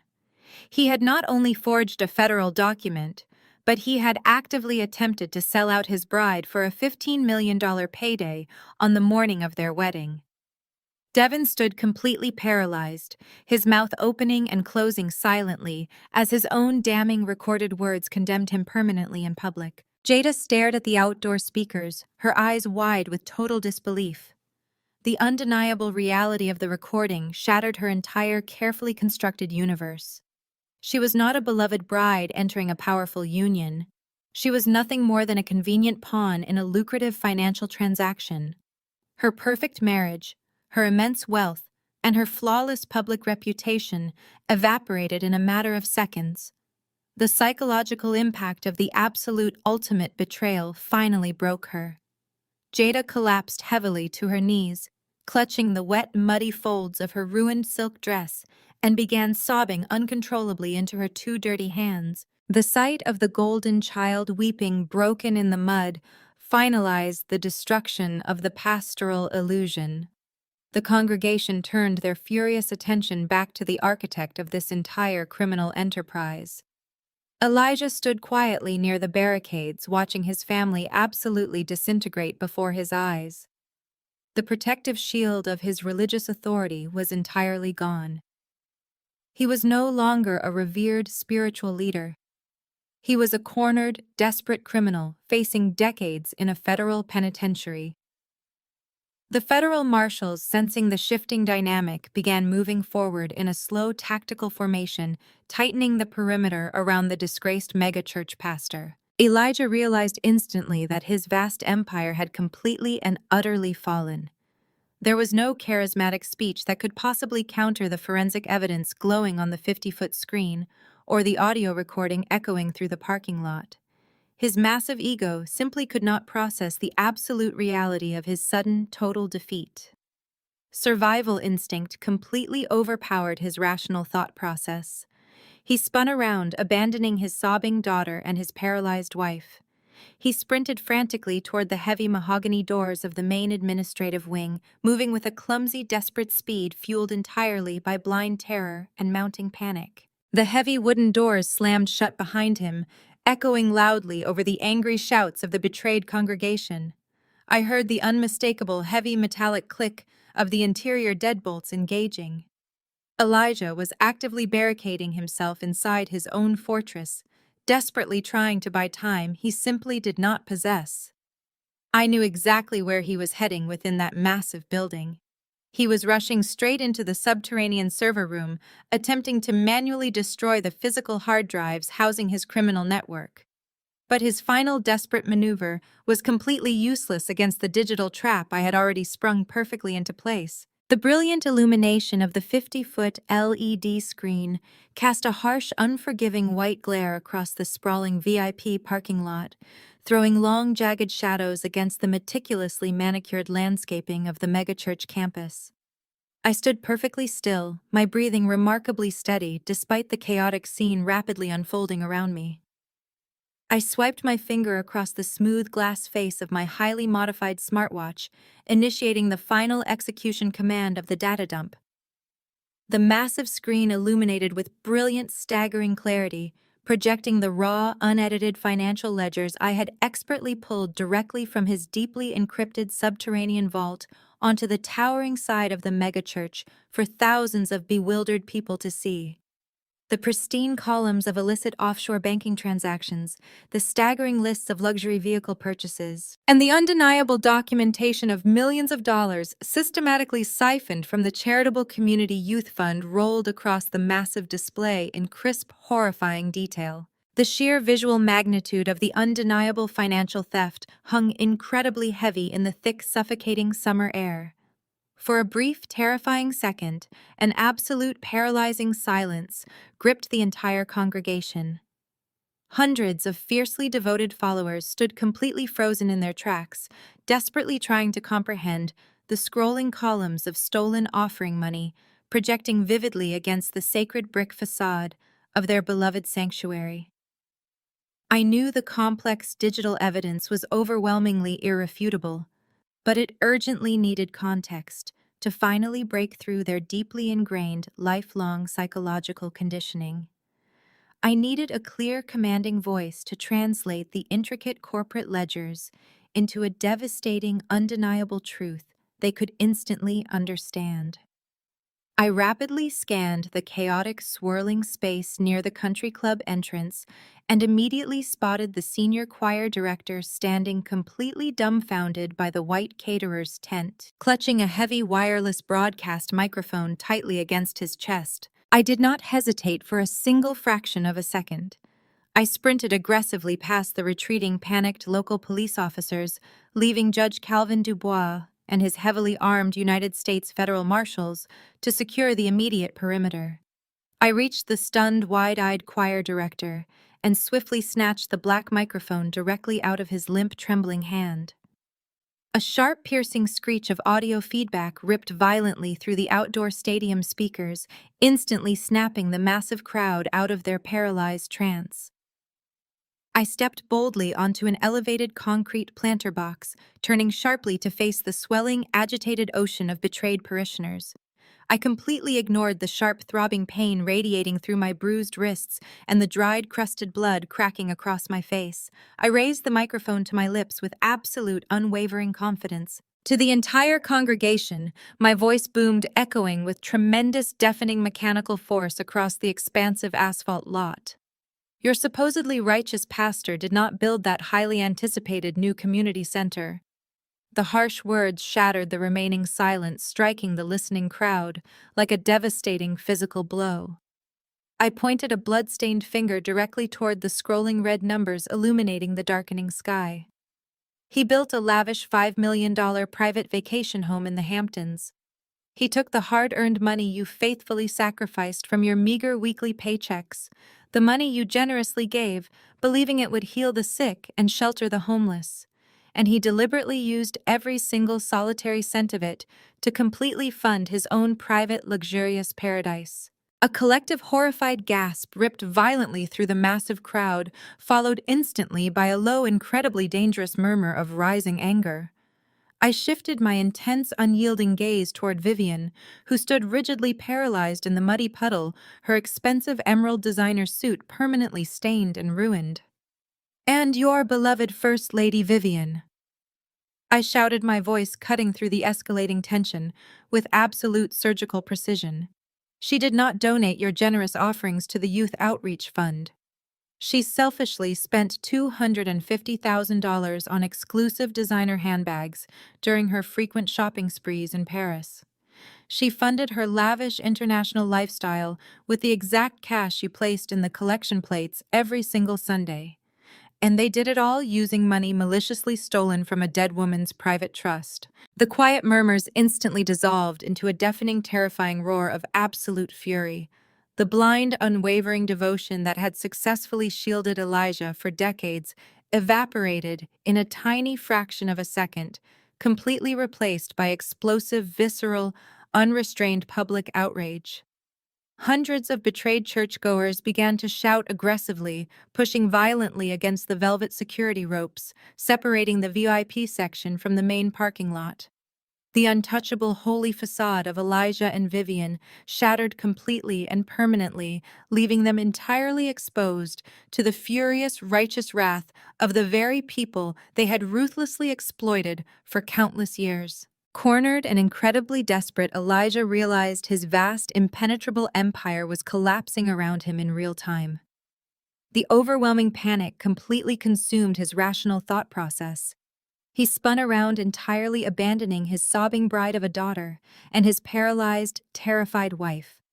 He sprinted frantically toward the heavy mahogany doors of the main administrative wing, moving with a clumsy, desperate speed, fueled entirely by blind terror.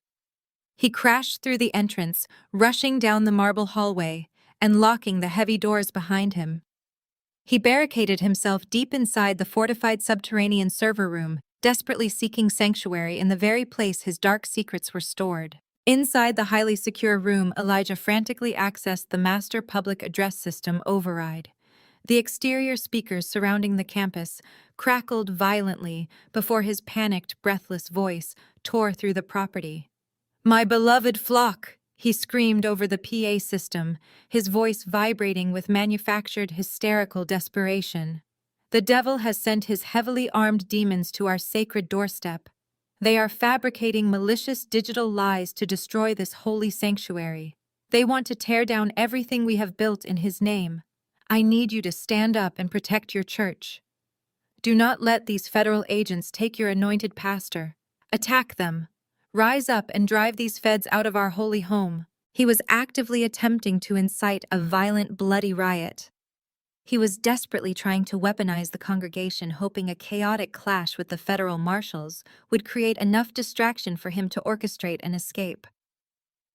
Furthermore, I watched through the internal security camera feed streaming directly to my smartwatch as Elijah grabbed a silver Zippo lighter and the original parchment deed to the megachurch. He stood shivering uncontrollably in the center of the sterile room, holding the lighter dangerously close to the massive physical server drives containing the original unencrypted records of his monumental embezzlement. He was threatening to burn the physical evidence to ash. I walked slowly and deliberately up to the heavy locked mahogany doors of the administrative wing. The federal marshals formed an impenetrable tactical perimeter behind me, their weapons drawn and ready. I did not attempt to breach the door with physical force. I simply raised the wireless microphone, speaking calmly and clearly into the mic, my voice broadcasting directly over his panicked pleas. "Elijah," I stated, my tone radiating absolute chilling intellectual victory. "I am a senior cyber fraud analyst. Did you genuinely, truly think I left the only existing copies of your massive, decades-long financial crimes sitting on a vulnerable physical hard drive inside a building you control?" Inside the server room, the security camera feed showed Elijah freezing instantly in place, the silver lighter trembling in his sweating hand. I migrated absolutely everything to a highly secure, heavily encrypted federal cloud server. Exactly 30 minutes ago, I continued, ensuring the entire congregation heard the finality of his defeat. The Federal Bureau of Investigation already has full, unhindered access to the entire comprehensive data package. There is nothing left in that room to protect. Burn the physical drives, Elijah. Go ahead and spark the lighter. It just adds federal arson and intentional destruction of evidence to your rapidly growing list of severe criminal charges. The crushing reality of my statement destroyed his last remaining fragment of psychological resistance. Elijah stared blindly at the towering computer servers, realizing he had been completely outsmarted by the woman he had oppressed her entire life. His fingers simply surrendered their grip. The silver lighter dropped from Elijah's hand. The heavy metallic clatter of the lighter striking the concrete floor echoed loudly over the massive outdoor PA system, signaling his total unconditional defeat. "Execute the breach," Calvin commanded quietly. The federal marshals moved with terrifying military precision. They completely bypassed the reinforced front doors, utilizing a specialized breaching charge on the secondary side doors. The explosive sound of shattering reinforced glass and splintering heavy wood echoed sharply across the lawn. The tactical strike team stormed the subterranean server room in seconds. Elijah did not attempt to run or fight. He simply dropped heavily to his knees, raising his trembling hands high into the cold air as the federal agents aggressively pinned him face down to the floor, securing his wrists tightly with heavy steel zip ties. The heavy mahogany front doors were manually unlocked and violently thrown open. Two massive federal marshals dragged Elijah out into the blinding hot afternoon sun. His incredibly expensive suit was covered in gray dust, his face buried deep in his chest.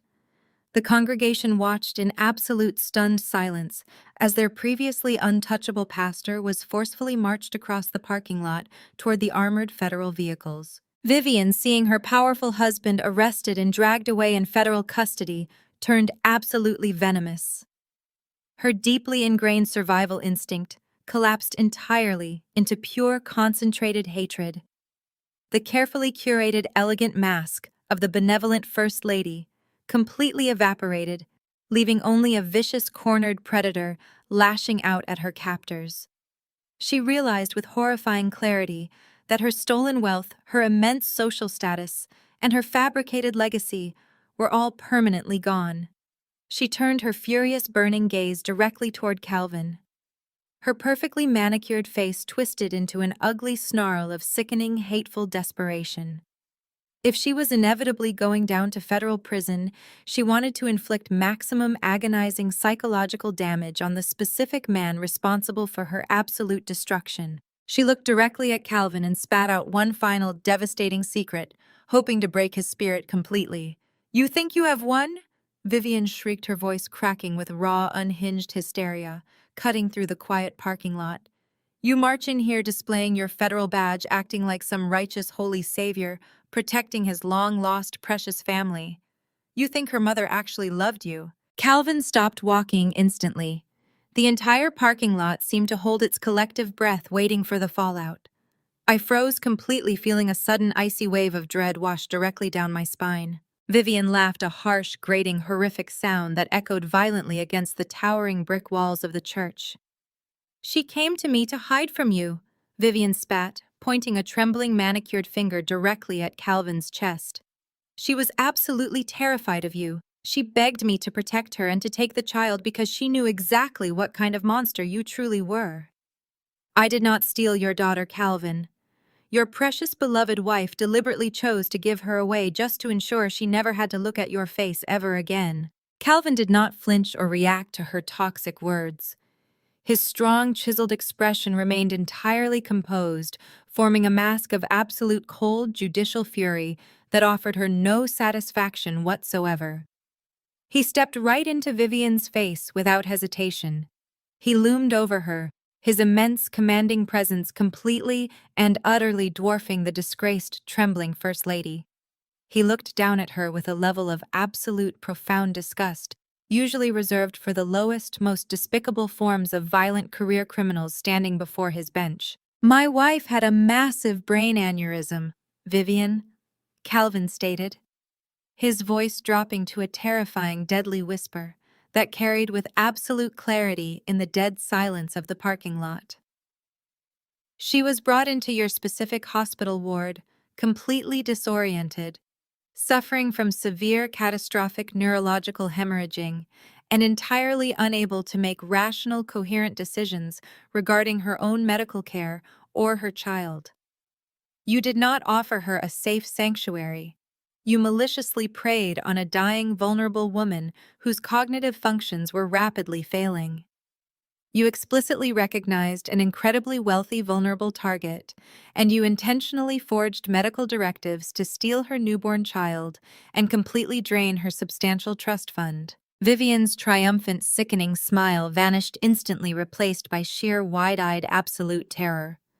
The color rapidly drained from her face, leaving her looking incredibly pale, frail, and suddenly very old. "Put the cuffs on her," Calvin ordered sharply, turning his broad back on the trembling woman. Two heavily armored federal marshals immediately stepped forward in perfect unison, grabbing Vivian's arms with calculated professional force. The distinctive sharp clicking sound of heavy steel handcuffs, ratcheting tightly around her wrists, echoed across the sudden deathly quiet of the VIP parking lot.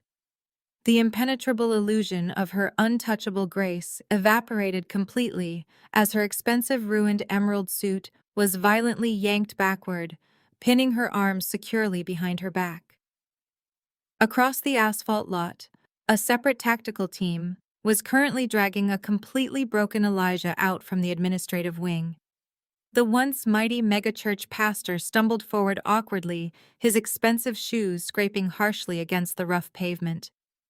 He looked incredibly small now, completely stripped of his charismatic holy armor and reduced to nothing more than a pathetic common criminal facing absolute ruin. The marshals marched the disgraced couple directly toward the waiting row of black armored transport vehicles. The designated path to the federal vehicles forced the marshals to parade Vivian directly past the concrete planter box where I was currently standing. The massive crowd of betrayed churchgoers watched in absolute stunned silence as their former spiritual mother was marched through the thick mud in heavy restraining steel chains. Vivian locked her furious, unhinged eyes directly onto mine as she approached. The raw, visceral hatred radiating from her pale face was intensely palpable, burning with the fierce heat of a completely cornered predator facing absolute ultimate destruction. She suddenly dug her expensive high heels into the wet asphalt, violently resisting the forward momentum of the two massive federal agents. She twisted her neck aggressively, forcing herself to face me entirely. Her breathing was ragged and shallow, her chest heaving under the ruined emerald silk as she prepared to deliver her final desperate venomous psychological attack against me. "I fed you!" Vivian hissed, her voice completely devoid of its signature elegant warmth, replaced entirely by a harsh guttural rasp that sounded like grinding stones. "I clothed you when you were absolutely nothing. I took you into my beautiful home and allowed you to breathe the very air in my sacred presence." The federal agents roughly yanked her forward, but she viciously fought their grip, refusing to break eye contact with me. Her eyes were completely wide and manic, swimming in a terrifying pool of pure, absolute malice. "You owe me your entire miserable life," she spat viciously, her voice echoing loudly across the tense, silent parking lot. "You were a pathetic, worthless stray, and I gave you a place in this world. You will forever be indebted to my profound generosity, and this federal circus changes absolutely nothing about your pathetic, subservient reality today." I looked down from my elevated position on the concrete planter, directly into the crazed, unhinged eyes of the ruthless woman who had actively tormented me for 3 long, agonizing decades. I did not raise my voice or show a single solitary ounce of emotional distress. My absolute, unshakable calm was the ultimate devastating weapon against her frantic, chaotic desperation. "You fed me discarded scraps while actively stealing my absolute feast," I replied, my voice ringing out with terrifying, crystal-clear authority. "You clothed me in filthy, ruined rags while shamelessly wearing my stolen financial inheritance every single day of your pathetic, fraudulent existence." The absolute truth of my words struck her like a violent physical blow, causing her entire posture to involuntarily sag. I stepped slowly down from the concrete ledge, closing the physical distance between us until I was standing inches away from her face. "I owe you absolutely nothing but a cold, empty concrete cell," I stated with absolute chilling finality. I stared deeply into her terrified eyes, watching the complete and total realization of her absolute defeat finally register within her crumbling mind. "You are not a savior, Vivian. You are a common, greedy thief who built an entire empire on the back of a murdered woman's trust fund." The marshals did not allow her another second to respond. They aggressively shoved her forward, marching her roughly toward the open doors of the federal transport vehicle. I watched with immense, profound satisfaction as the heavy armored doors slammed violently shut behind her, sealing her permanently inside a dark, mobile cage. The architect of my lifelong suffering was finally completely removed from my world. I turned my attention slowly away from the departing federal vehicles and focused my gaze entirely on Jada. Jada was still sitting helplessly in the center of the muddy puddle, completely surrounded by the devastated wreckage of her shattered fairy tale wedding. Her expensive designer silk dress was heavily stained with dark brown sludge, and her meticulously styled hair was now falling in chaotic, tangled strands across her tear-stained face. The angry, murmuring crowd of betrayed churchgoers had formed a tight, suffocating circle around her, watching the spoiled princess experience her very first taste of genuine, real-world consequences. I walked slowly and deliberately across the wet asphalt, my footsteps splashing softly in the standing water. I reached into the interior pocket of my jacket and smoothly retrieved a thick, heavy stack of crisp white legal documents. The papers were heavily embossed with the official seals of the United States Federal Court and the primary banking institutions that held their stolen illicit financial assets. I stopped directly in front of Jada, looking down at her muddy, pathetic, shivering, broken form. She stared up at me, her eyes wide with absolute genuine terror, finally realizing that the protective bubble of her immense privilege had been permanently, violently popped. I extended my right hand and formally dropped the towering stack of heavy legal papers directly into her muddy lap. The crisp white pages immediately began soaking up the dirty brown water from her ruined dress. "This is an immediate comprehensive federal asset freeze," I announced, my voice echoing loudly enough for the entire surrounding congregation to hear clearly. "Every single solitary cent you currently possess has been officially locked and permanently seized by the United States government."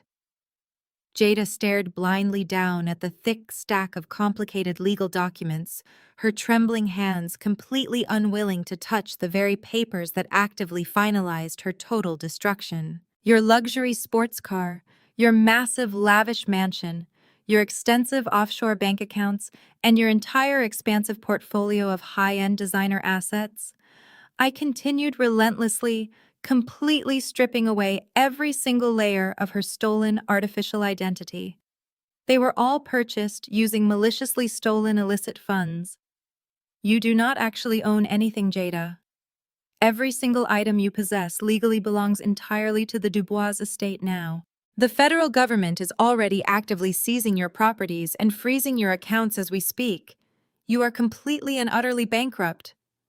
The sheer magnitude of my statement finally broke through her thick wall of absolute entitlement. The realization that she was no longer a wealthy, powerful heiress, but a penniless, disgraced criminal suspect, hit her with devastating force. Jada let out a pathetic, whimpering sound that quickly escalated into a full-blown hysterical display of raw, desperate, panicked weeping. Jada completely abandoned whatever tiny shred of pride she still possessed. She fell forward directly into the cold, muddy brown puddle, actively dragging her ruined, expensive silk wedding dress through the dark sludge. She scrambled desperately forward on her hands and knees, reaching out blindly to grab my ankles. Her manicured hands were completely covered in thick, dark dirt, leaving ugly brown stains across my shoes. "Maya, please," she sobbed hysterically, her voice cracking under the immense weight of her total, absolute ruin. "Please, you cannot do this to me. I am your sister. We grew up together. You cannot just leave me with absolutely nothing. I have nothing left, Maya. Please, I am begging you." The entire massive, angry crowd watched in absolute stunned fascination as the previously arrogant, untouchable golden child groveled pathetically in the dirt, begging the woman she had mercilessly tormented for basic financial mercy and basic survival. I looked down at the pathetic, sobbing mess of a woman currently clinging desperately to my shoes. I felt absolutely no pity, no remorse, and no lingering familial connection whatsoever.